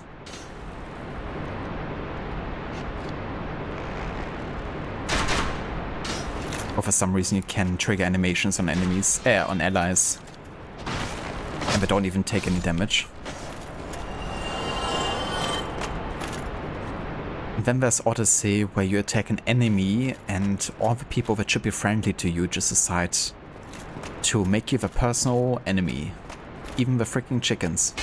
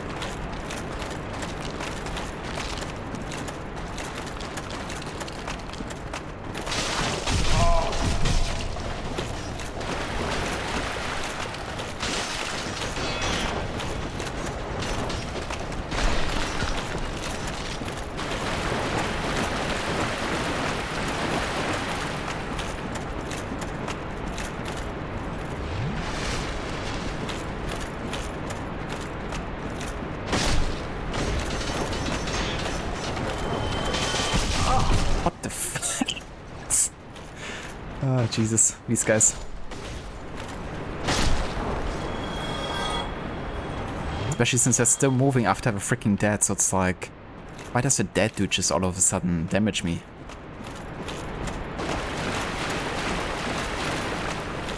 Tad confusing.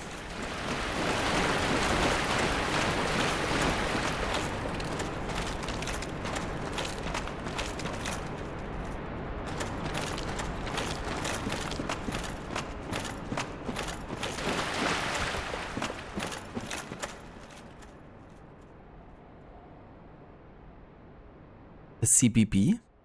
The what now?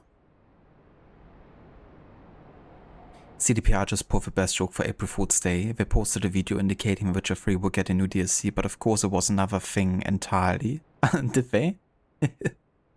Nice. Gotta have a look at that later. Citizen Broom Brigade. Yeah. Ah, the Citizen Broom Brigade, is it? The CBB.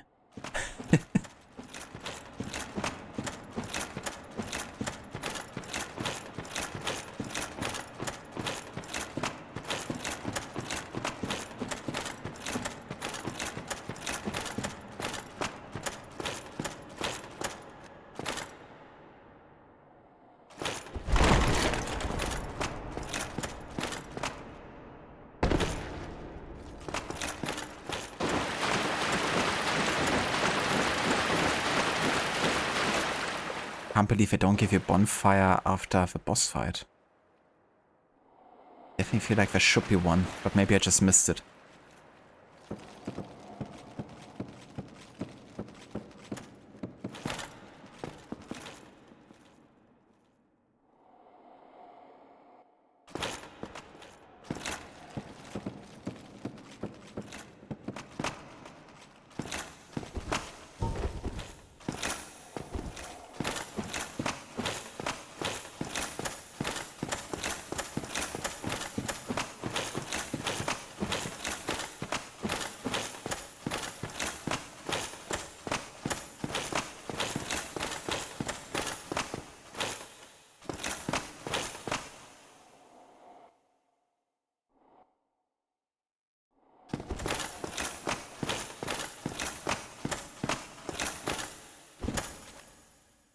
I know people are waiting for DLC, so they port this joke. Yeah, and I mean, Witcher 3 will always attract a lot of interested people. So it's a good platform to use for an April Fool's joke. Because we'll definitely draw the attention.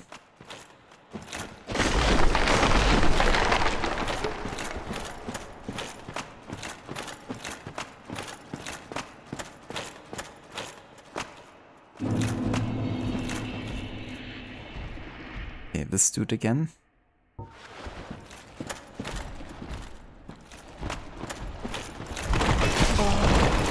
Jesus, the damageful.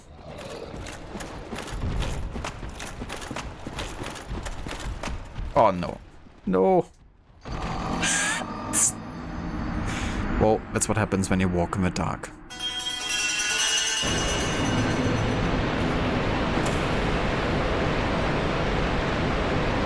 So give me just 1 second.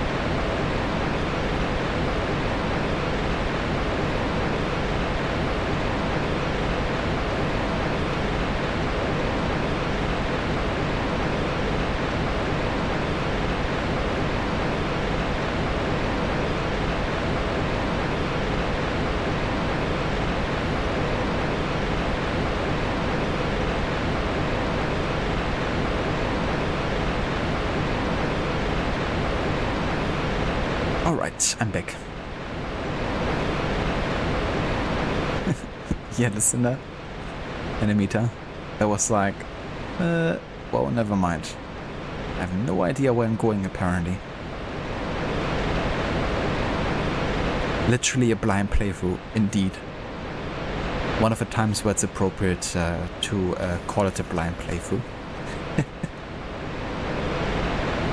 Sounds like a waterfall right now. Yeah. There's one right over there. Alright, so what I'm gonna do is I'm gonna take a break here. And yeah, when I come back from the break, we're gonna carry on and see if we can finally find maybe another bonfire after, you know, the boss fight area. I have a feeling there definitely should be one somewhere, but apparently I haven't found it yet. But yeah, I'm gonna go and take a break now, and then I'll be back in a few with more of Dark Souls. It is Dex. Yeah, it is an actual waterfall. You're not just imagining it. Thank you, Amita. And thank you as well, Senny. I'll catch you guys in a bit.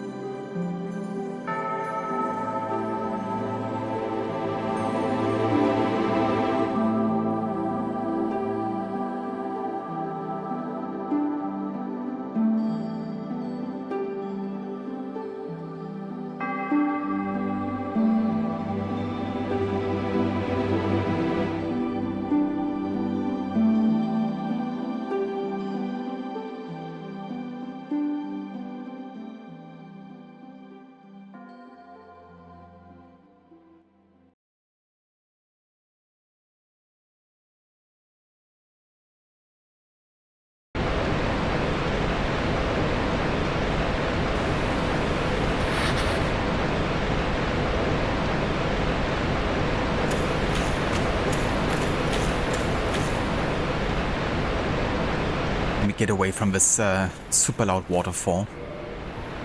Because it's actually quite drowning.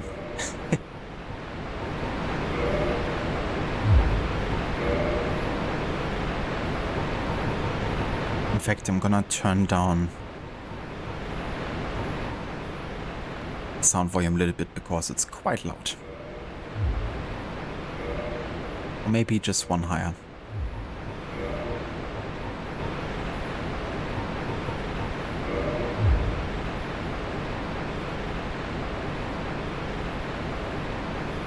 But you love a combination of calming but mysterious for this music? Absolutely. Been talking with Lucinda about this before, but it also reminds me a little bit of a safe room music in the Resident Evil games. You know, it's kind of like calming in an environment that is everything but calming. And that music for Dark Souls feels similar, you know. Because the world outside of the menu is definitely not the kindest.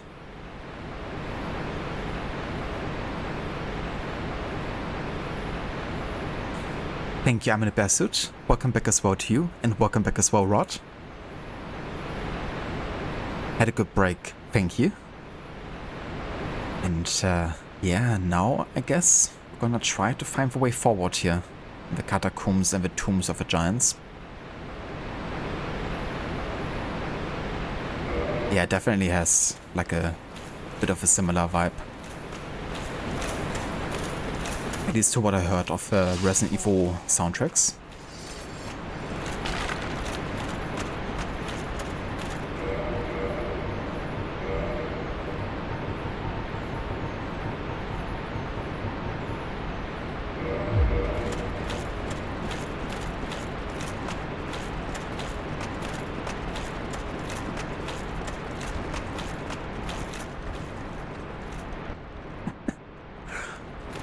The way we're always falling to their death by doing like ridiculous moves. Like this one. What is that?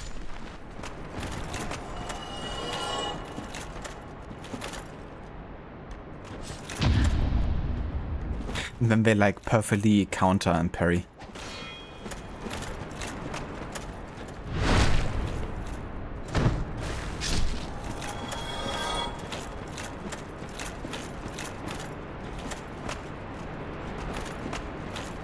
Let's have another look down here.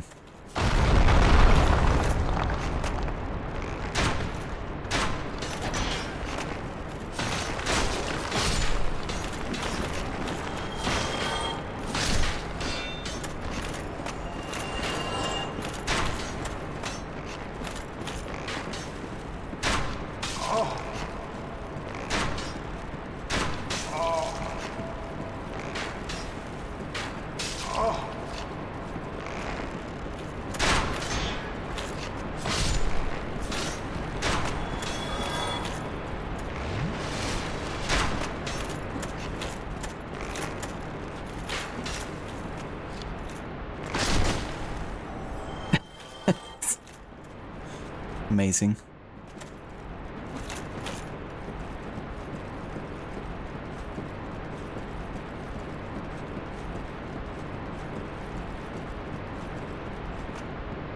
Resident Evil and Tomb Raider both celebrate 30 years this year.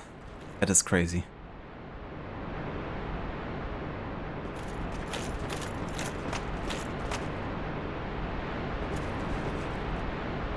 It's also pretty cool, you know, how like franchises that are as iconic as those two have really passed the test of time in many ways, you know, and they still manage to stay relevant.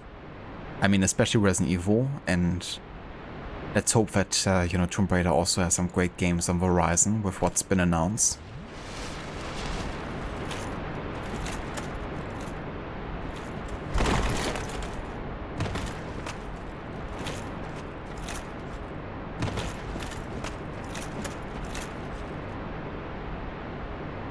If they break an arm or leg, they can just take another skeletons.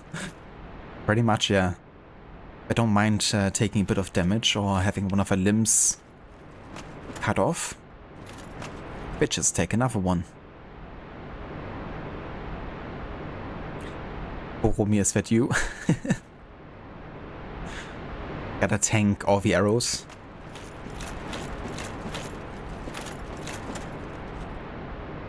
No sweat. The human pincushion. Crazy how many franchises that started in the 80s and 90s are still strong. Absolutely.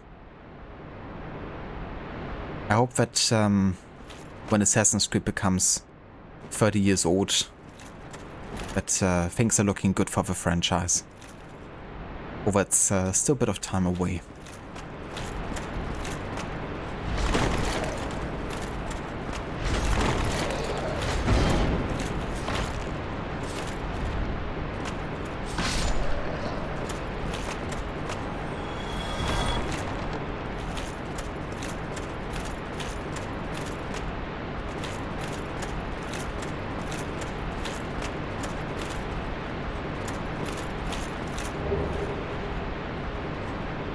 Dark Moon Seance Ring.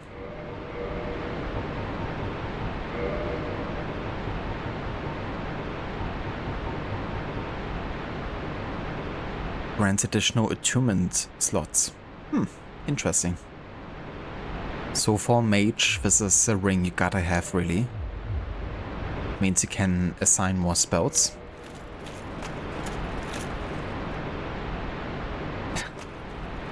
Weakness feat. Left by Quentin Tarantino. That message.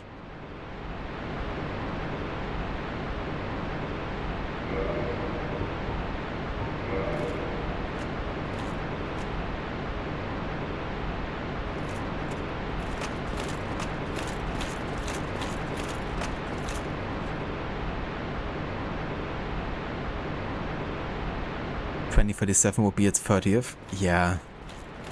I mean, I do wonder what happens, next year for the 20th. Maybe an AC1 remake? I do doubt it. But, that would be appropriate of a remake, I guess. On a 20th anniversary, having the first game of a franchise be revisited. High precision.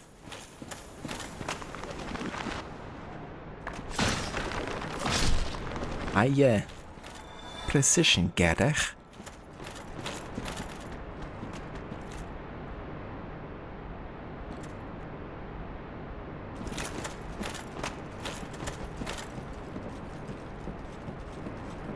Imagine remaking AC Odyssey one day. That might be a game worth remaking. At the same time, do we need more Odyssey content? Even if it's, better? Ah, yeah, right, so we have explored everything up here. We can go down this way.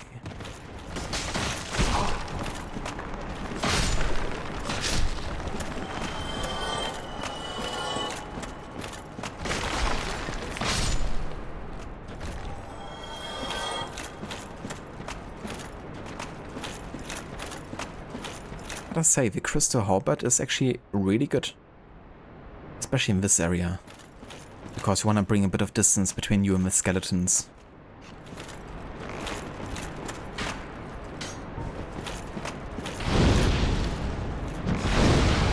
But I can't believe that those fireboards are not hitting him.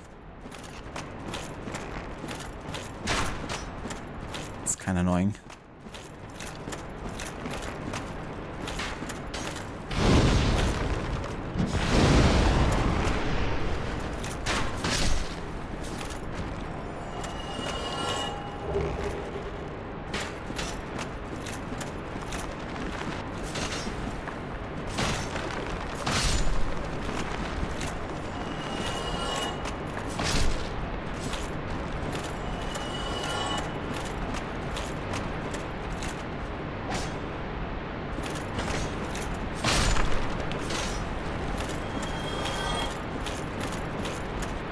You know, the assets for the Catacombs here remind me a lot of the assets in the Catacombs in AC2 and Brotherhood. You know, especially these places where, you know, bodies had been placed. I guess it's also the fact that it's similar in terms of like when it has been released. Like the original Dark Souls. I think it was 2011 or something.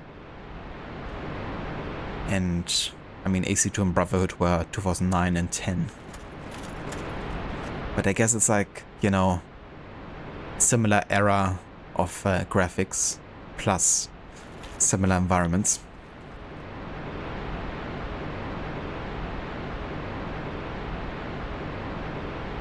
Valhalla needs more content, doesn't have enough. We need another 2 years of Season Pass DLCs, please. With a lot of live service content. Basically what I planned for Shadows. I wanted to have like, I think 3 to 4 years at least of content releasing for the game. Make it the ultimate live service game of Assassin's Creed.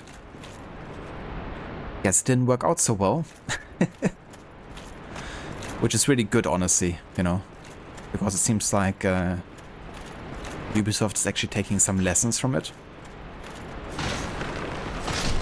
In terms of how they restructured the leadership.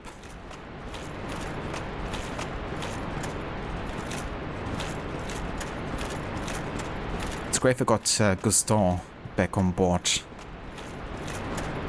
Because he's been with the franchise for a long, long time. And he's definitely one of the persons who understands what Assassin's Creed meant once upon a time.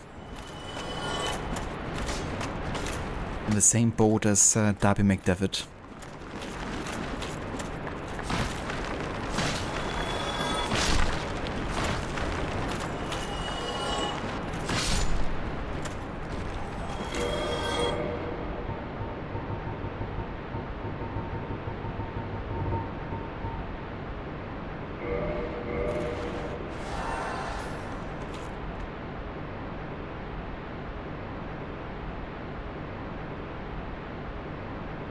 No achievements, no currencies required for purchasing things, no materials needed on top of what's already required for upgrading.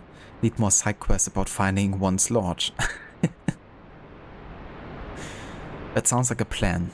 You know, you gotta find your own special, you know, currency for special cause, so you can make sure that the new players have to specifically farm with new content. To get one more cosmetic item that has absolutely no relevance whatsoever.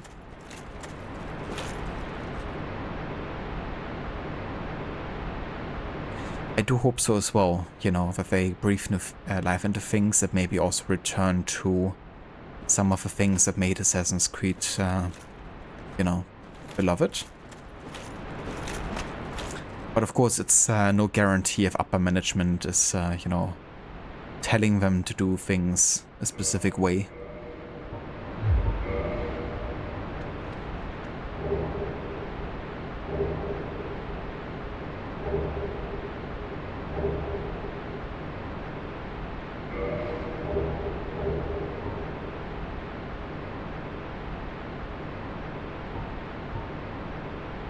Why is my durability still at 6 out of 20? Just use the repair powder.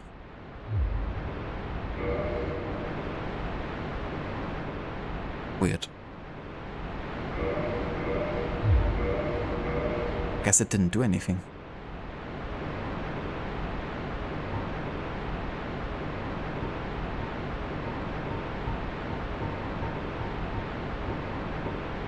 Ah, now I know why I have this. It's like crystal weapon that breaks easily, isn't it? That's why it's so good. I have a crystal straight sword. Ah, yeah.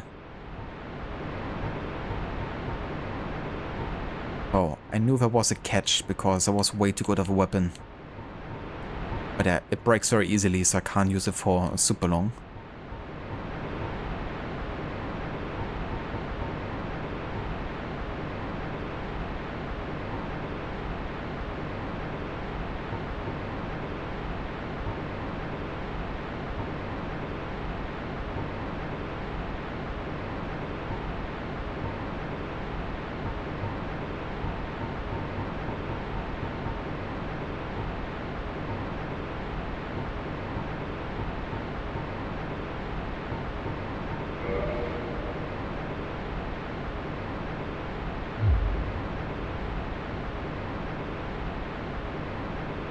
Welcome back, Dr. Darling.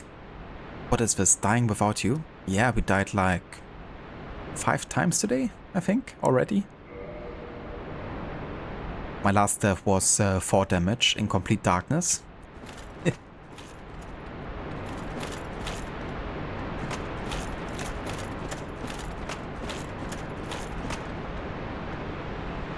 Then there's the editorial team, what they feel needs to be added or changed, which stories to tell, what media to create.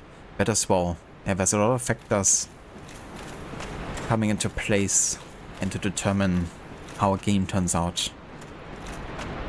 And yeah, there's definitely limited power to individuals sometimes in, you know, such a large project.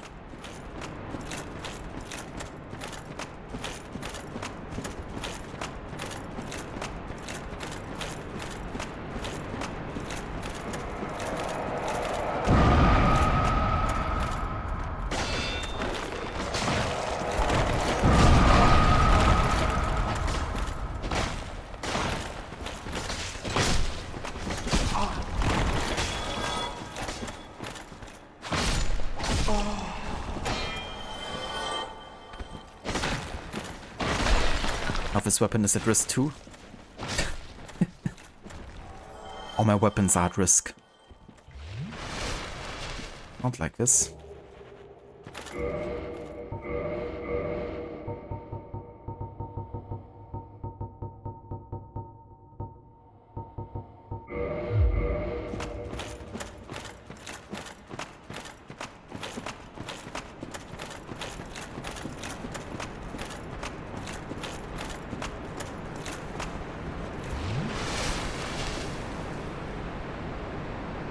Yeah, I guess I have a pretty decent selection of weapons. I honestly haven't changed it up too much.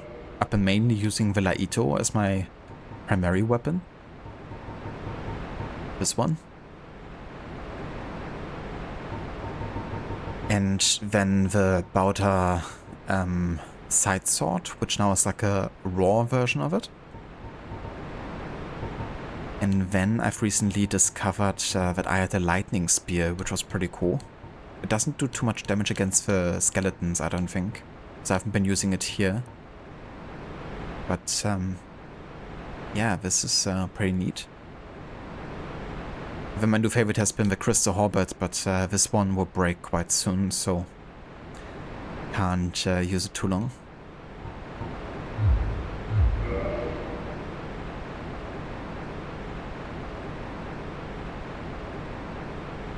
So the crystal ones I found naturally. In one of the areas there's crystal-like enemies, so they drop those kind of weapons. They deal more damage, but are easy to break. And the Barter side sword I did change to raw at the blacksmith, I think. Because I definitely upgraded it to plus 10 or so.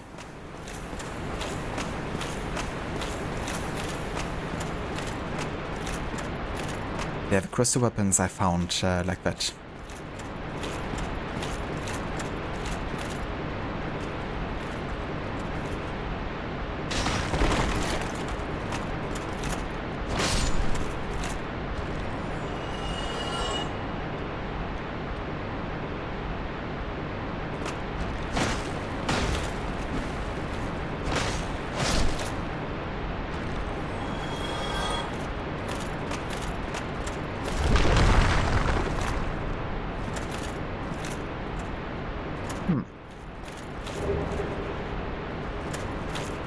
Alright, so the dude ambushes you from up here. I see.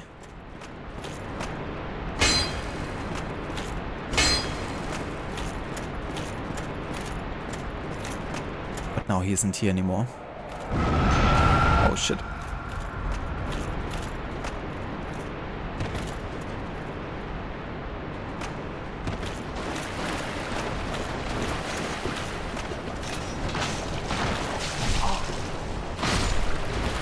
Motherfuckers.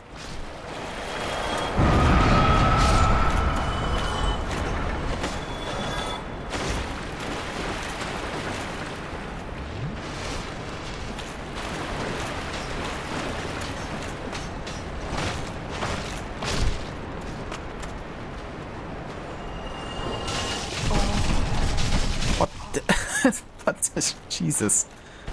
How much damage was that? Yeah, I'm dead. Holy shit.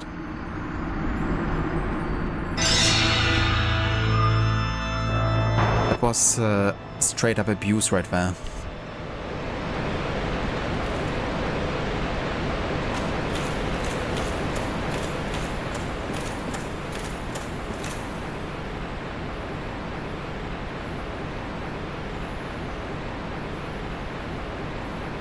Gotcha, I'm in a bear suit. Yeah. Yeah, they only spawn at a very specific location, it seems, so... Maybe that's why you don't remember them. They definitely seem to be quite rare.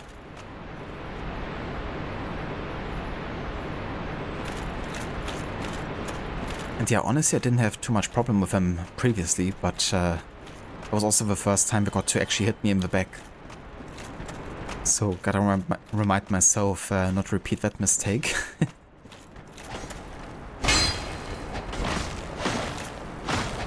But yeah, they do hit like a brick. If I get an opening.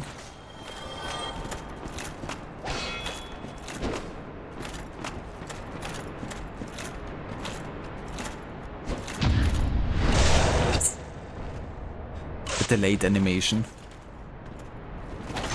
Seems a bit scripted if I get like a guaranteed parry if in that blocking stance.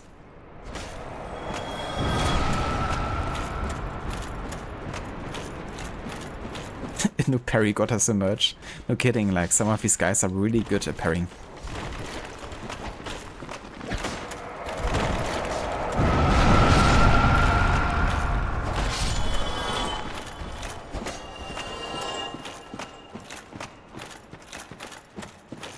Got some fancy moves.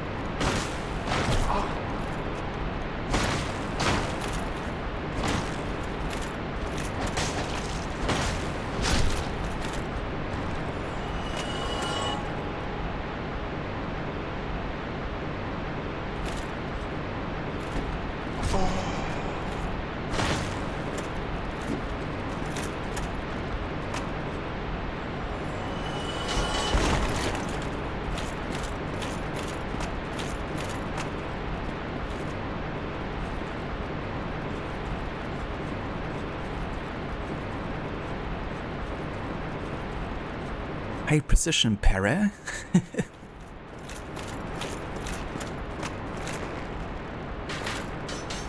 Actually saying it to a person called Perry, but I can't pronounce the name.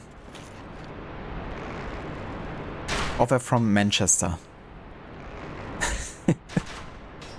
Because that's how some of them pronounce like words ending with Y. With "e" instead of, you know, "e". Hera.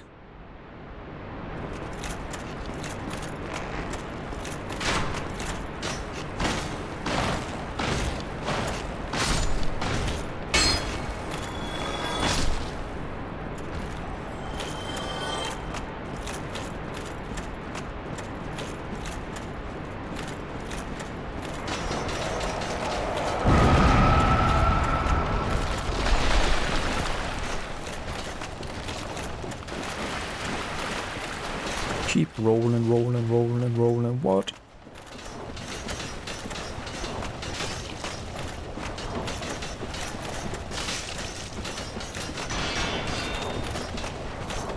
These fuckers like follow me everywhere. They're gonna get me again.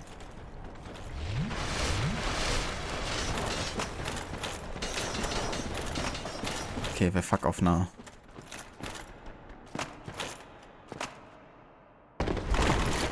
bit too close for comfort, but I really didn't feel like fighting them again.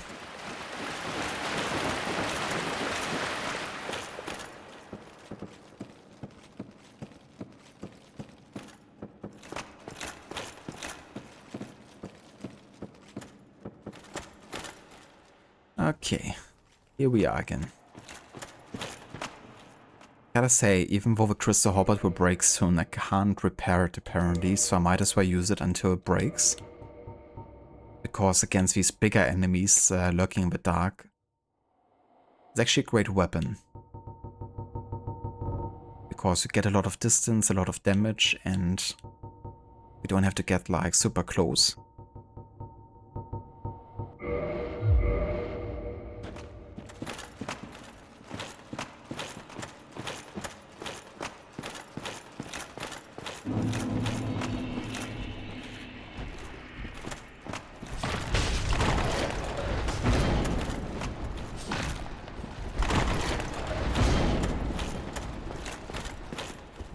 I do wonder, now that it's at risk,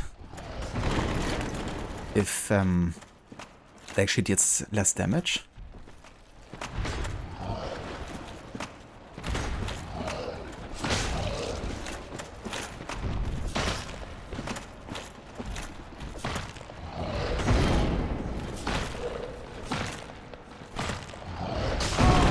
Jesus, I dodged.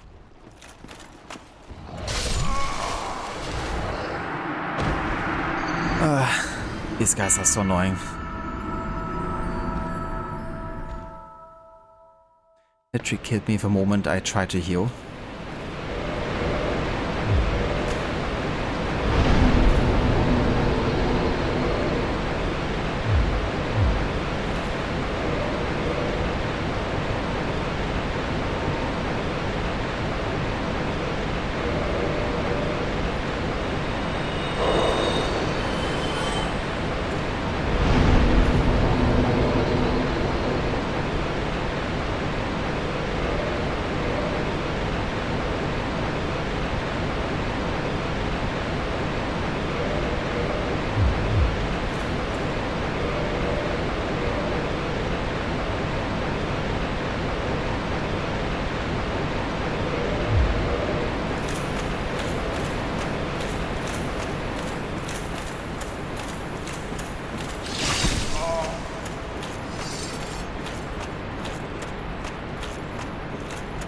I'm doing good, thank you, Gorky.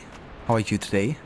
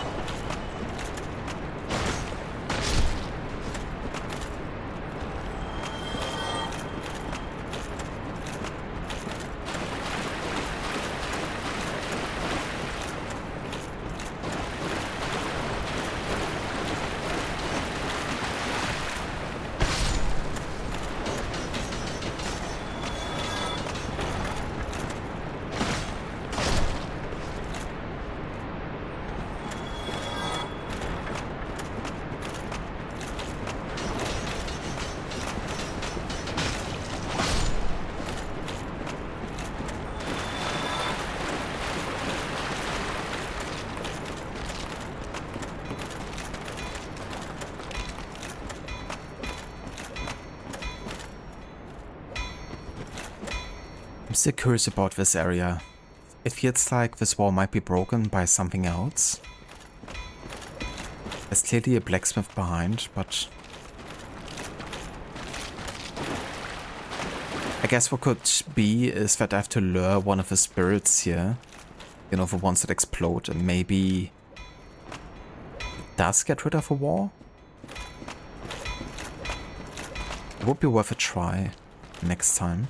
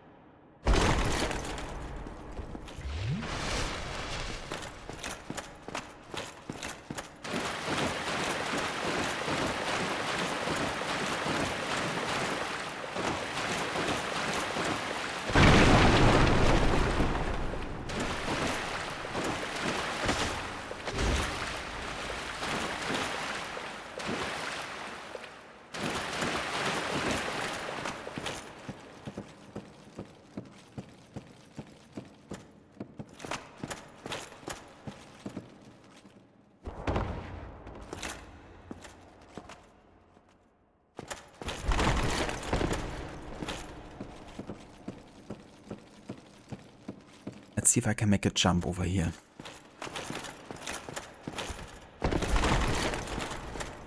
Okay, that works.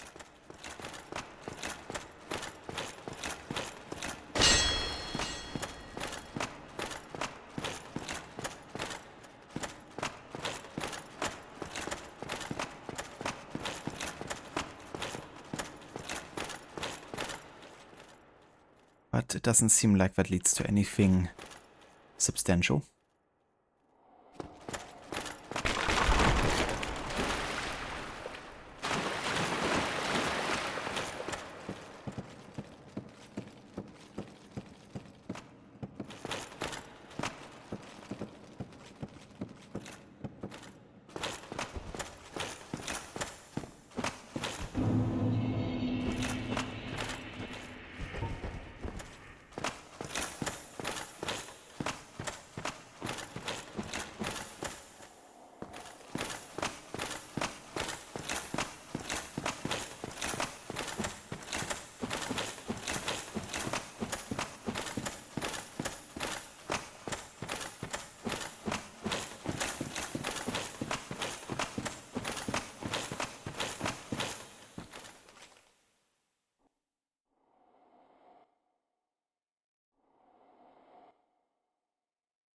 Maybe I should go down here and just check out what kind of shortcut this is supposed to be.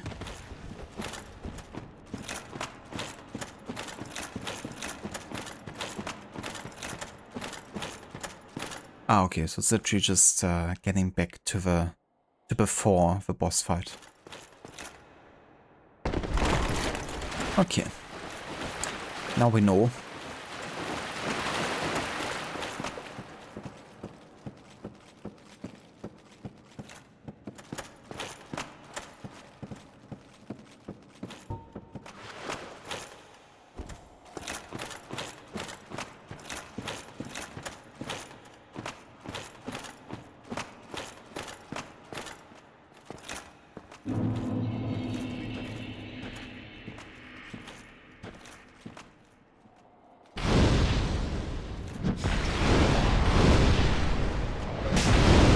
Jesus, that doesn't do any damage.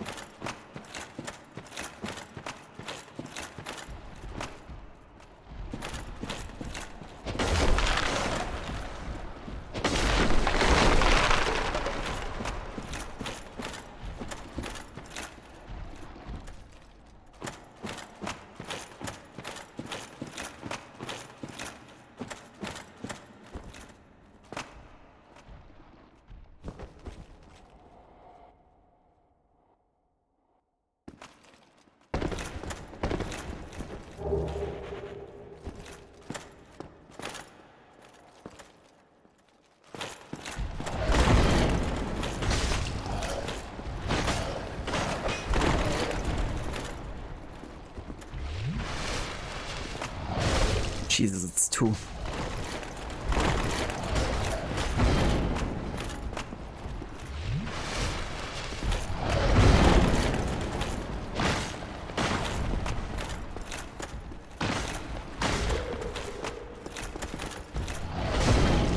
fuck, they even hit me from my shield. I can't even, you know, break damage with a shield.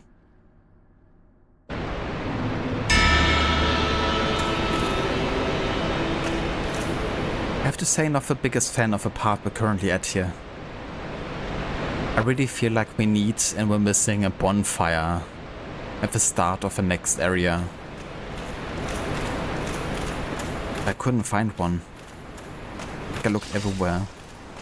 I haven't found one yet. Maybe I have to get past these guys first and then I find one finally, but it feels like it's such a long way just to get to the same stage we've been at. Plus the bigger skeletons are kinda annoying to fight in the dark, I would say.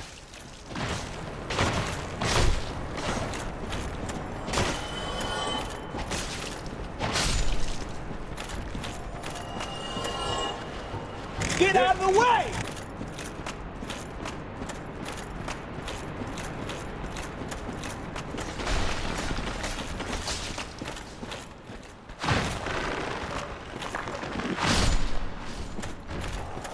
You're trash.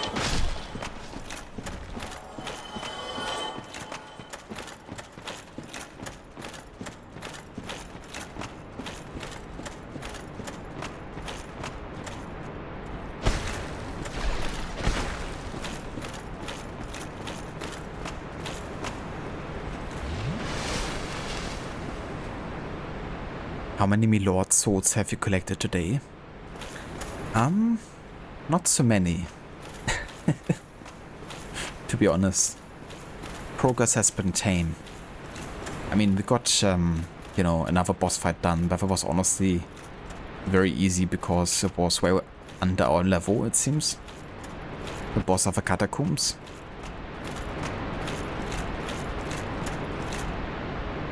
Those skellies were like animations thing for a while. Yeah. Exact same pattern.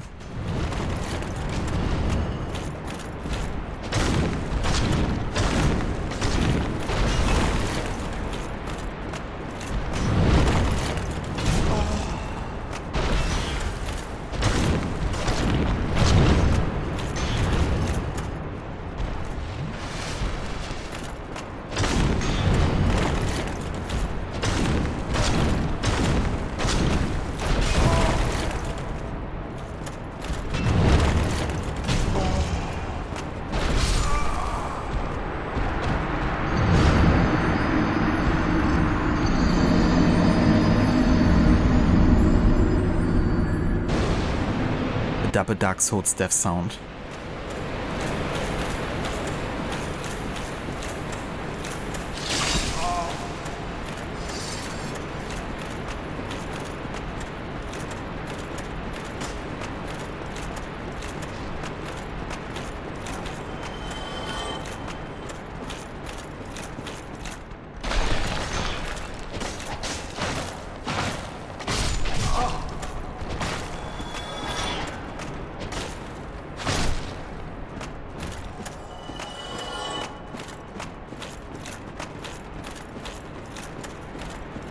Bully McGuire swords. This game is definitely making a Bully McGuire out of me.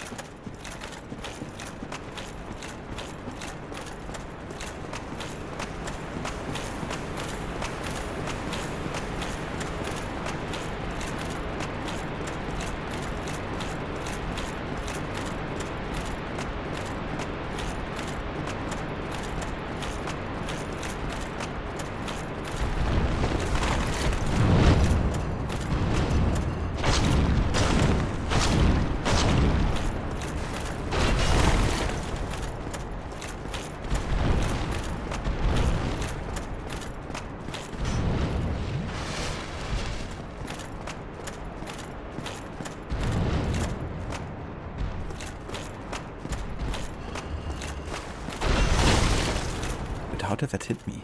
Oh, shit.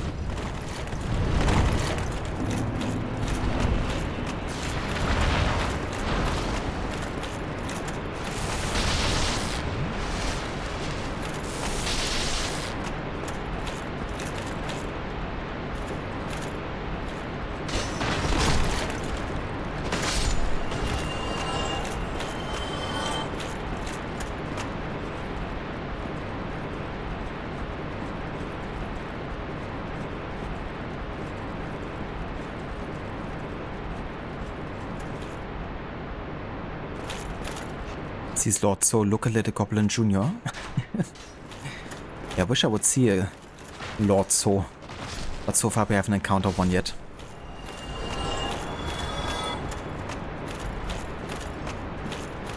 And we need like at least 4, I think, at this point. Is I wonder... Is there still like enough explosive here? Because I wanted to create an explosion down here, but I think they're all gone now.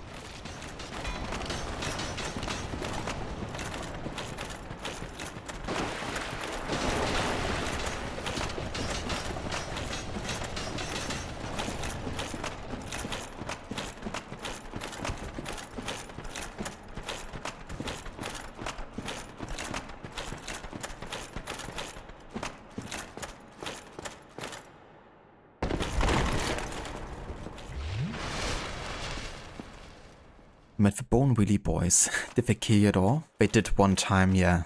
At one time, one of them got to hit me on my back. And then he just kept rolling and rolling, and I kept taking damage and damage. Got me stun locked good there.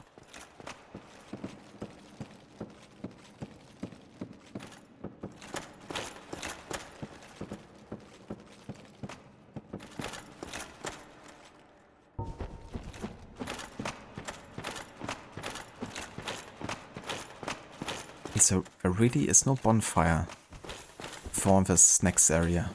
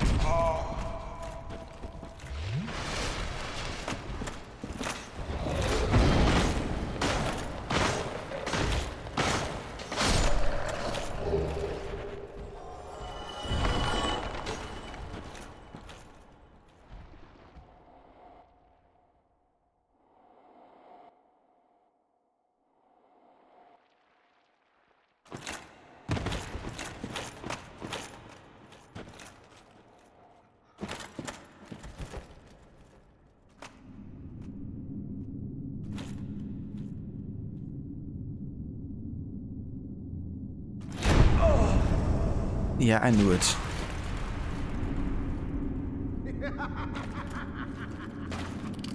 This is what I do, my friend. The trinkets I'll be stripping off your corpse, that's the real treasure.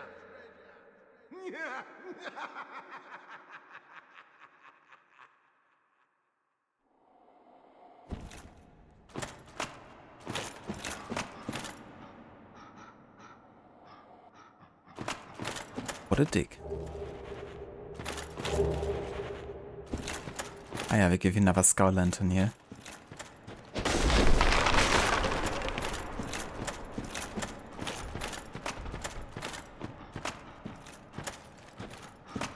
You're no hollow, are you? Thank goodness. Please be careful.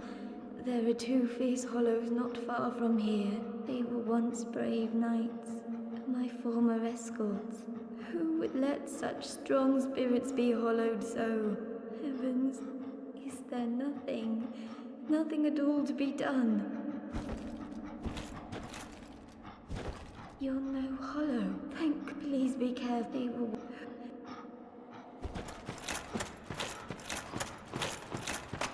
Come on, give me just like a bonfire or anything. I don't want to like have to redo everything. Get to this point.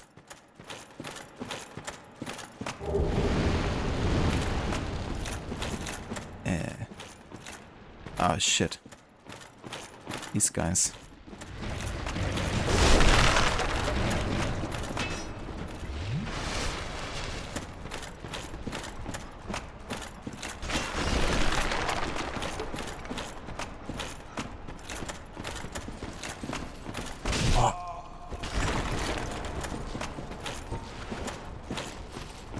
I can't see shit. This is bollocks, like honestly. Maybe we can make them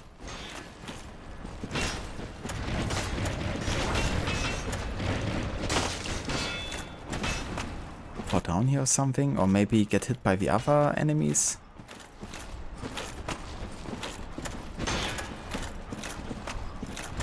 Can they like fight each other? Oh yeah, they can.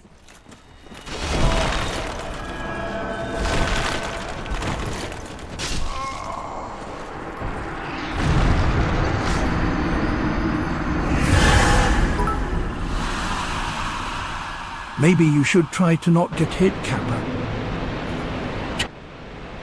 Maybe I should. It's like the 101 tip right there. Dying too often. Have you ever tried not getting hit?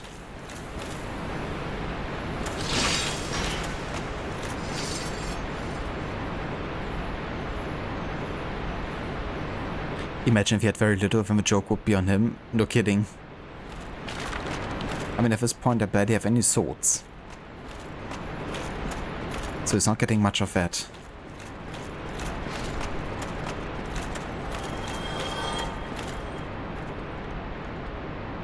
At least you have a lamp. I do, which is nice to see stuff, but also I need to block damage. And, yeah, getting attacked by 2 NPC enemies there in, like, complete darkness. Or with light, but without a shield is kinda annoying.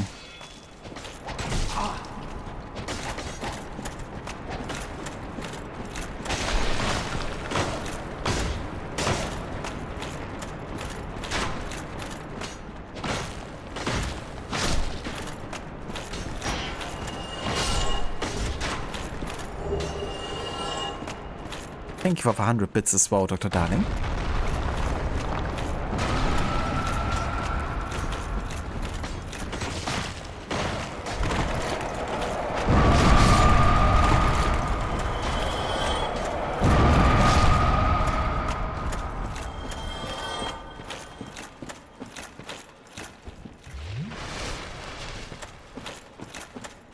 This place seems a little awful. Honestly, not the biggest fan of the Catacombs. But definitely less of a fan even of a Tomb of the Giants. Because, yeah, the skeletons there are brutal. It's like dark as heck. And of course you can't see shit. And then also get attacked by like NPC enemies at the same time. That's not ideal.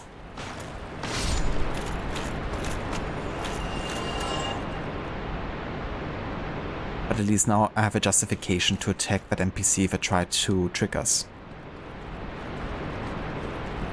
Well, he didn't try. He did successfully trick us.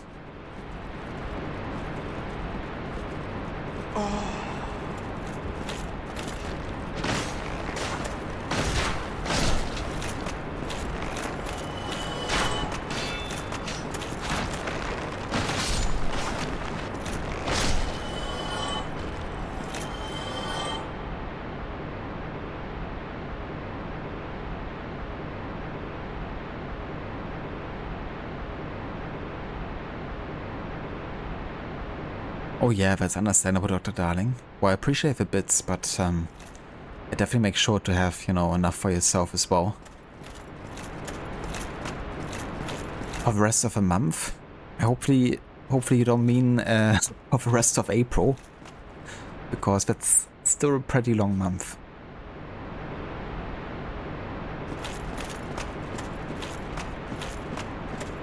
Barely just started.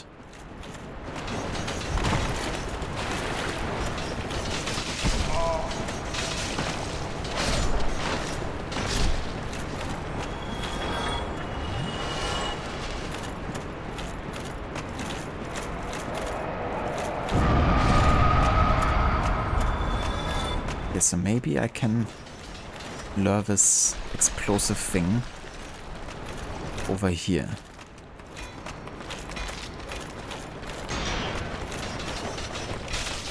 First you gotta get these weird dudes out of the way.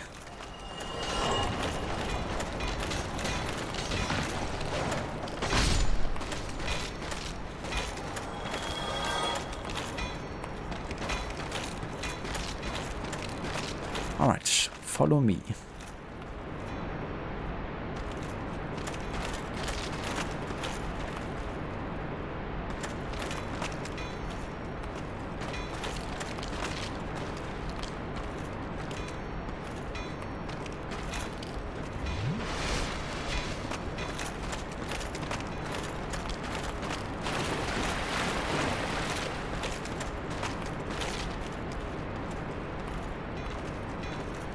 Oh, come on. How close do you have to be? And then it already explodes. Okay. I'm not even sure if it's gonna destroy the warrior or not.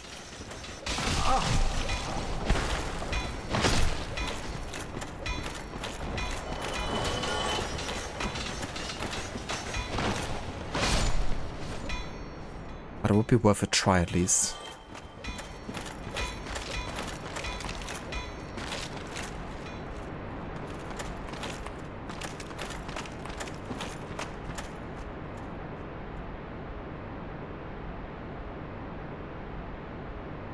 Ah, gotcha, Dr. Darling. Yeah, as long as you have enough for the essentials, you know, that's the important thing. But yeah, that's a few games you've gotten there. That's cool that you also bought, you know, this game. I can definitely recommend it, but you definitely also have to bring some patience. For you, that's probably given how many, you know, Souls games you've played already. Might just be a cakewalk. Not a cakewalk, a walk in the park for you. Gotta do the Dark Souls cakewalk. A classic. I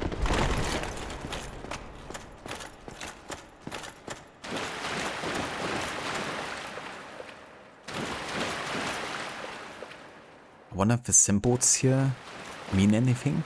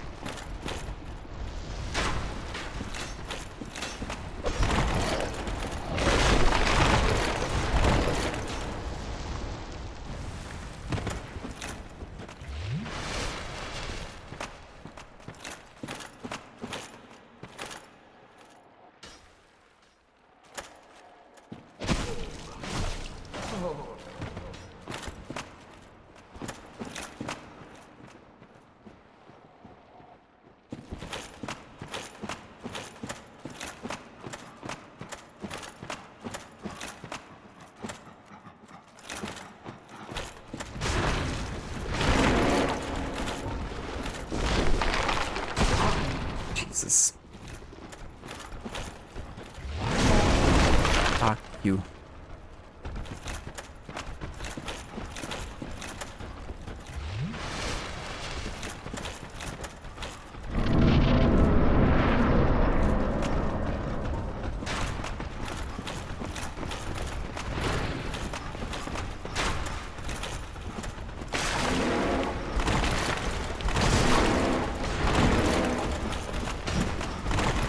What the fuck is happening here?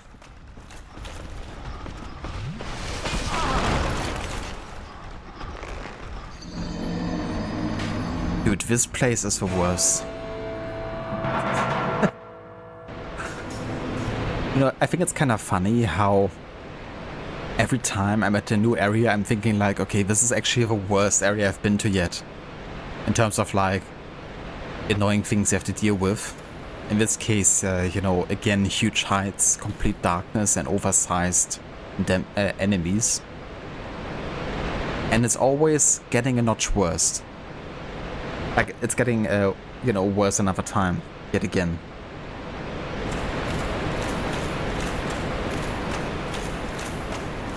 But yeah, it's actually impressive, honestly, to be able to achieve that as a game.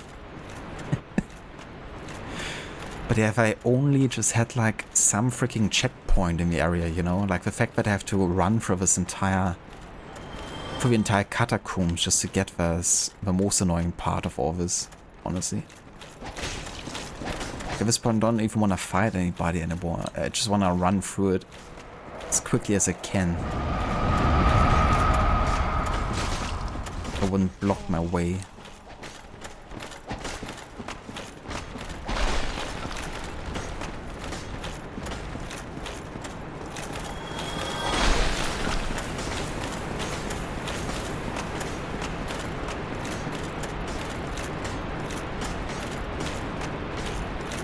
We're avoiding it because you can do with mods for free the same things they charge you for 40 euros. That's fair, yeah. There definitely seem to be a decent amount of mods that make the original game quite nicely playable. Fortunately, you can't buy the original version anymore, the Prepare to Die edition.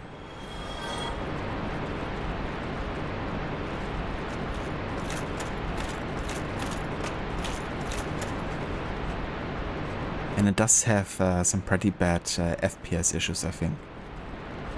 And as I've seen, the fixes for Dark Souls 1 can cause issues like you can't touch the ground after using a ladder, or kind of like bug through the ground and stuff like that.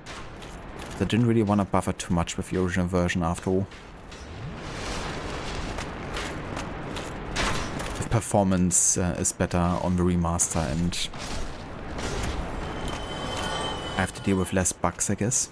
And so far I have to say, there haven't really been any major bugs that I know of at the moment.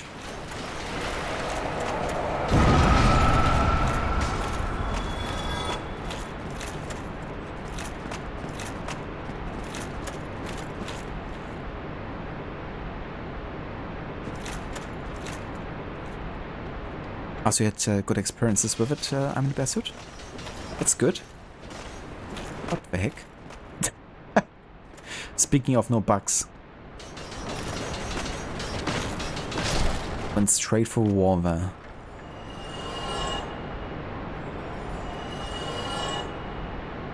That's the version you played last, gotcha. There's also a version that you technically redeemed for me to play. But given that I couldn't buy it anymore and that remaster was a lot more convenient, I chose this version.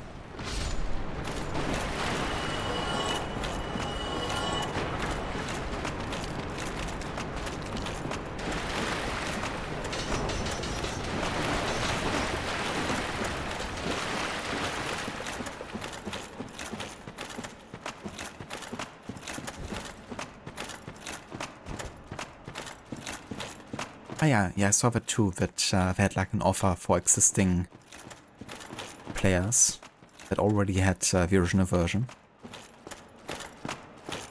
Definitely nice move.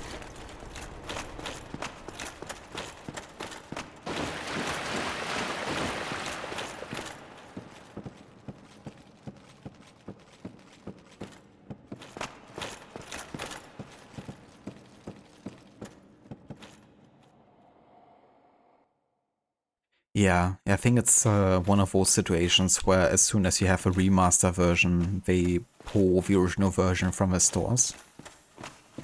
Ubisoft has done something similar with, you know, Assassin's Creed 3, for instance.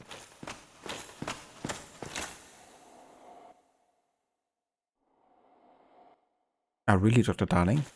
That really sucks. That's kind of funny because I had more issues with the controller and the original version of this game. Because there's also a mod you have to use to get like Xbox Series controllers to work with the game.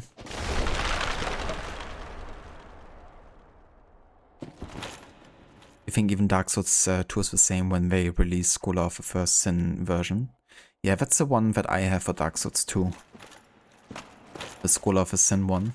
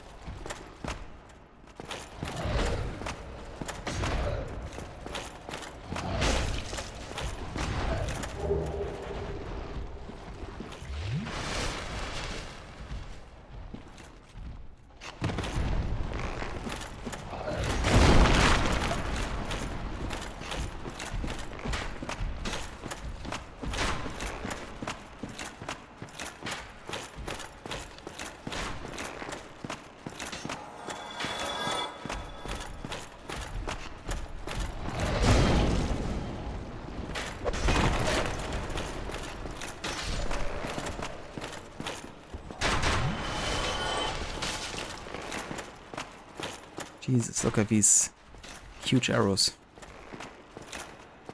Let's go down here.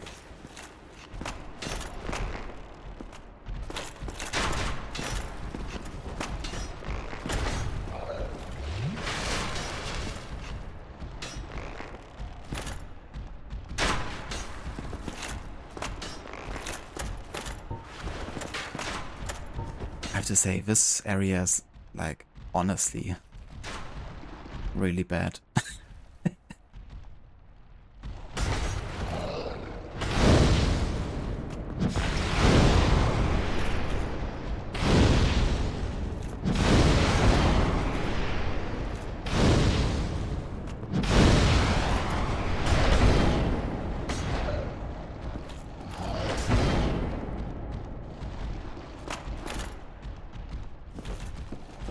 Okay, so it's actually a ladder.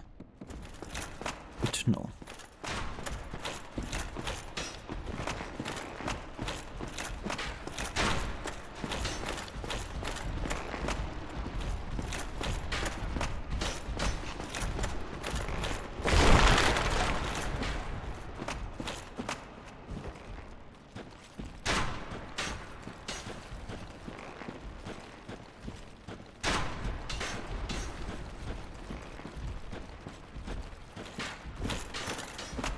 Then we have these guys. Looks like I have a new letter.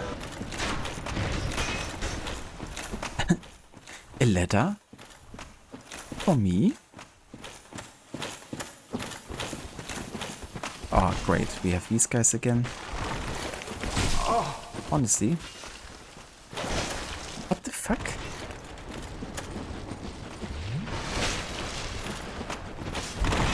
I swear. Let me just fight them in this really tight space.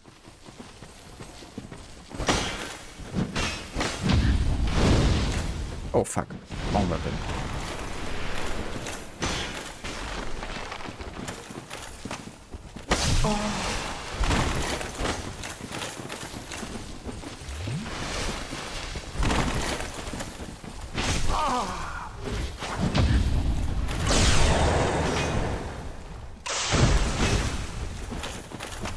Wait, now I'm like locked.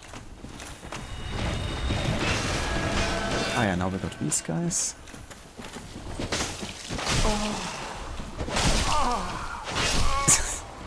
This is such a bullshit area, like holy shit. The fact you don't see anything but they do?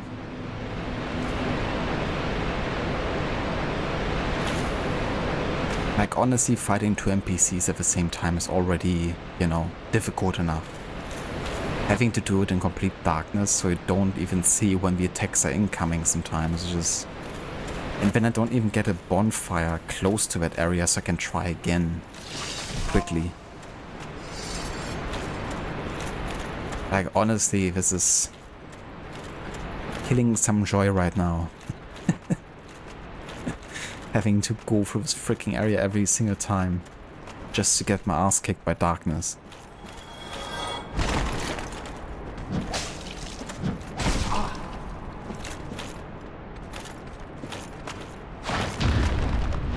And they get like a perfect parry on me. I can't even.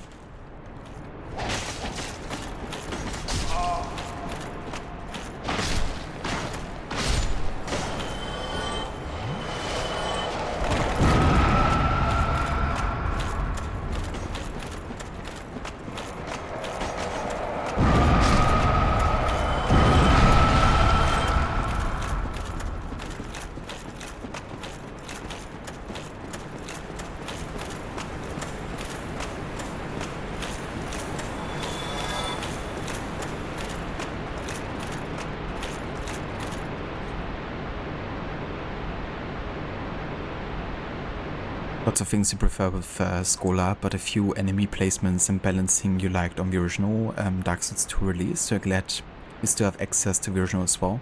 I don't blame you. If possible, I usually try to play the original first, because often they tend to change things in the remaster, you know, that actually takes away instead of enhance, as you described. I do feel that way with the Assassin's Creed games, for instance. You know, like at this point I prefer to play the originals over the remasters. Especially AC2 compared to the remaster and AC3.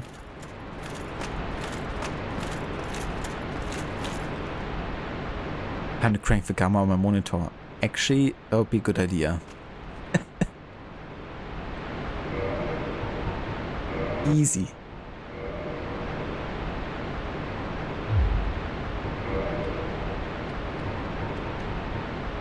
Brightness. Let's go.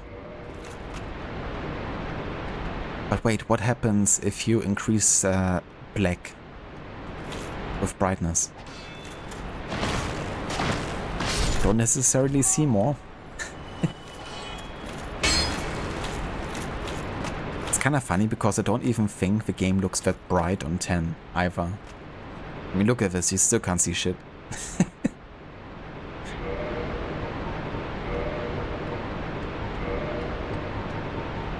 Oh shit. Hello there.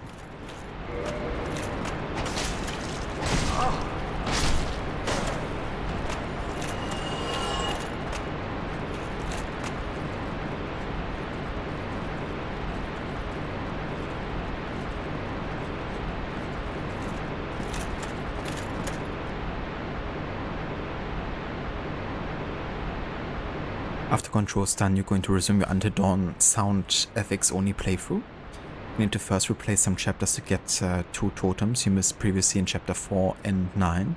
Because you want to get the full events of a past video to cover the sound FX in it. Gotcha. That's really cool that you're going to resume that, because I know that you spent quite a bit of time already on that playthrough. But that's good that you figured out what's needed to get you know, the specific sounds you're wanting to cover.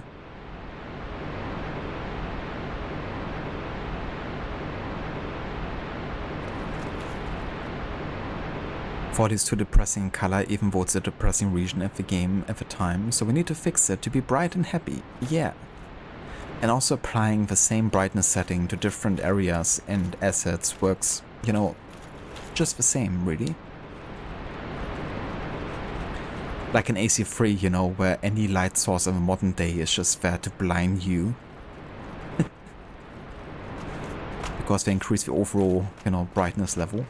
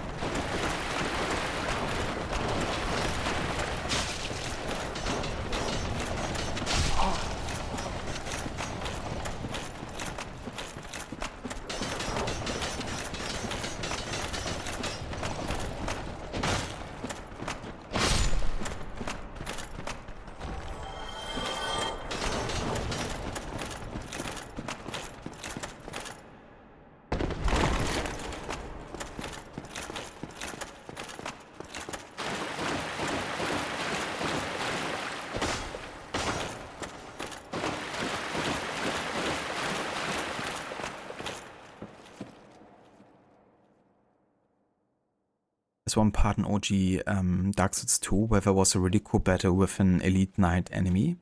And Scholar they replaced the Elite Knight with like 25 trash mob enemies. I'm like, why? This is no good.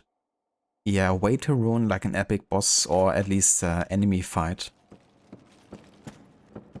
I have to say I'd rather have like one proper enemy than having to fight like tons of smaller mobs, to be honest. Because they can be much more annoying sometimes to fight than the, you know, actual bosses or like proper enemies.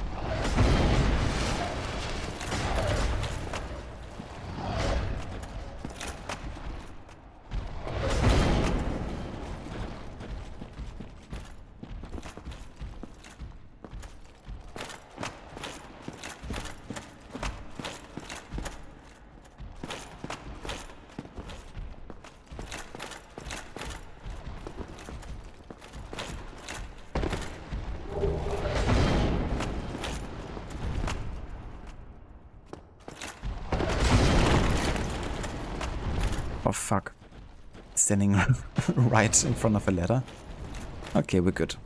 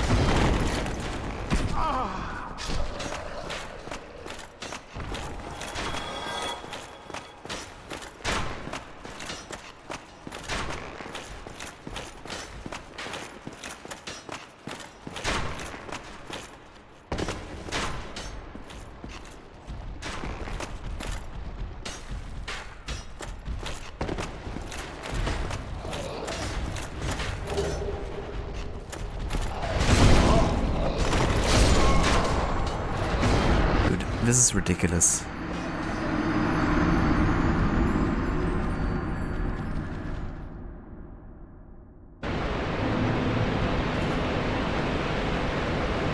Like, I have to make all this way just to get my ass kicked by 3 oversized, overpowered enemies, right? And I don't get a checkpoint right next to it. I don't get it. Like, that can't be the plan, and I guess I'm clearly missing something here. Because I can't meant to be that this is a bonfire to be the quickest way to catch up to the point where we're getting stuck. I'm gonna call it here for today, because I think I'm gonna need some fresh eyes on this next part of the game here. And it could be that I also maybe do some exploring off stream. Maybe find a bonfire or like a place to you know, rest and get back quicker. But yeah, today I'm kind of like feeling like, okay, I tried. Let's try again tomorrow or something.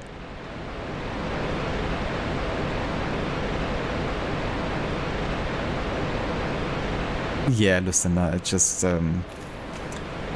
something that can be quite tiring, you know, to do over and over just to get completely stomped at some point. And the fact that you barely see anything either doesn't really help. You find for this part of the game breaking a controller helps. That's true. It helps for the morale, you know, and getting to take out your anger at least on something. Cheers, Rod. Thank you for being here, dude. And thank you also again for the raid earlier. But yeah, speaking of raids, let's have a look if we can raid someone.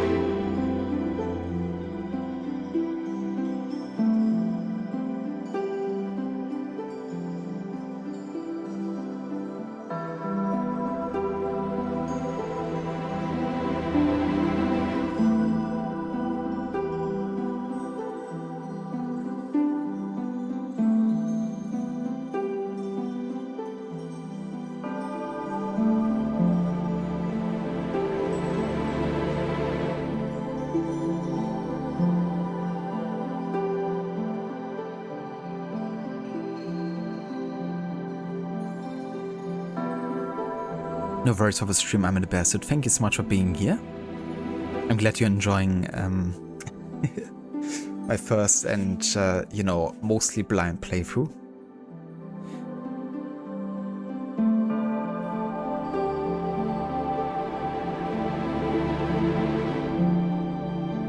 Hello there, Mitch. Welcome in, dude. Good to see you. You arrived too late, but just in time to send you cheers. Never too late, dude.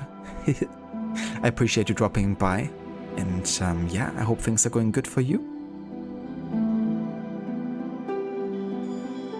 No worries, Ivar or Gorky, for the stream. Thank you so much for joining and for being here. Yeah, literally blind, but darling.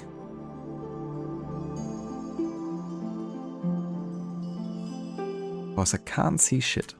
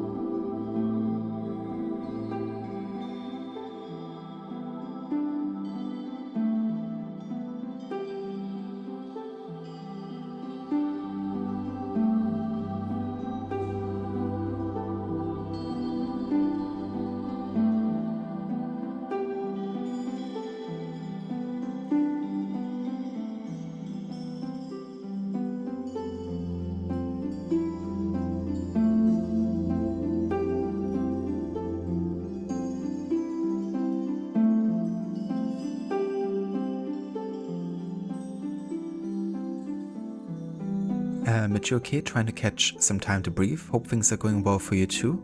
That's definitely understandable, Mitch. I hope you definitely get some, you know, time to breathe through and relax as well a little bit. Yeah, the past 2 weeks have been pretty busy and stressful for myself as well. So today's like my first proper day off in like 2 weeks. But yeah, things are gonna get a bit more chill for me, thankfully, again. So I hope things are going to get more chill for you as well.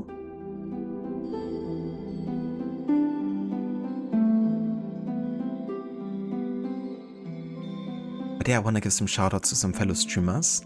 Definitely check out Maxi. He's gonna play some GTA 4. And for that he's doing a law-abiding citizen playthrough. As the name implies, he has a very select rules or rule set that he will try to follow and minimize the amount of crimes needed to get the playthrough finished. Rod has been doing a music focus with Control, and he's also doing his first ever playthrough of Demon's Souls at the moment, and that's the remake. Amita is doing his first ever playthrough of Horizon Forbidden West, also going for the 100% in the game, I'm quite sure. Shill has been doing Plague Tale Requiem. Similar to Amita, he's also doing a lot of 100% and full achievement runs. Carbon has been playing some Prince of Persia Warrior Within, but he's also been doing coding streams where he showcased some of the Pokemon related projects he's been working on. Dex has been playing some Cyberpunk 2077. Both the DLC and the main game, I think, are pretty much in the finishing stages. Amina Bearsuit has been playing Dark Souls. Aha. That's cool, Amina Bearsuit, that you have been playing the OG of this game. Or are you planning to play Dark Souls 1? And also check out Lucinda. She's been playing some Little Kitty Big City, some casual cat-focused game. And she's been also highlighting a lot of Resident Evil Requiem. And yeah, has been doing a bunch of different playthroughs recently. No worries over shoutouts. Thank you everyone so much for being here and for dropping by.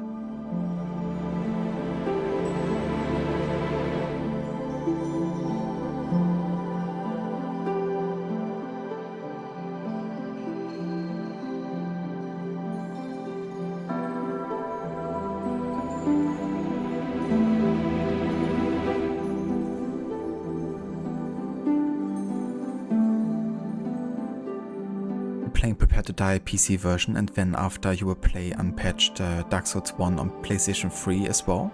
Ooh, that's gonna be interesting. That's gonna set you all the way back to when you first played the game, right? Where you're fighting the FPS more than the game and the enemies. That's gonna be very cool to see. For me as well, you know, the comparison between the buttersmooth 60 FPS version of a remaster versus the unpatched, you know, PS3 version.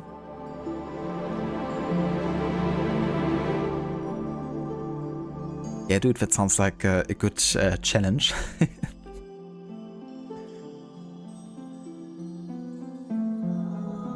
Alright, so we're gonna raid out to Let the Dagger for TV today. He's a good streamer friend of Morrow's, and I also like to watch him. Recently he's been playing some Bloodborne, and at the moment he's doing some Metal Gear Solid, the Twin Snakes. He's doing in-depth art critique for those games, among his favorite video games, I believe.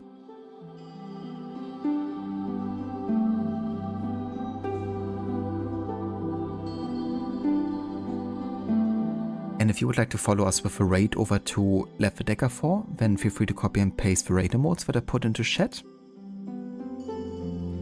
And yeah, I plan on returning tomorrow in the later afternoon hours, probably for a short session.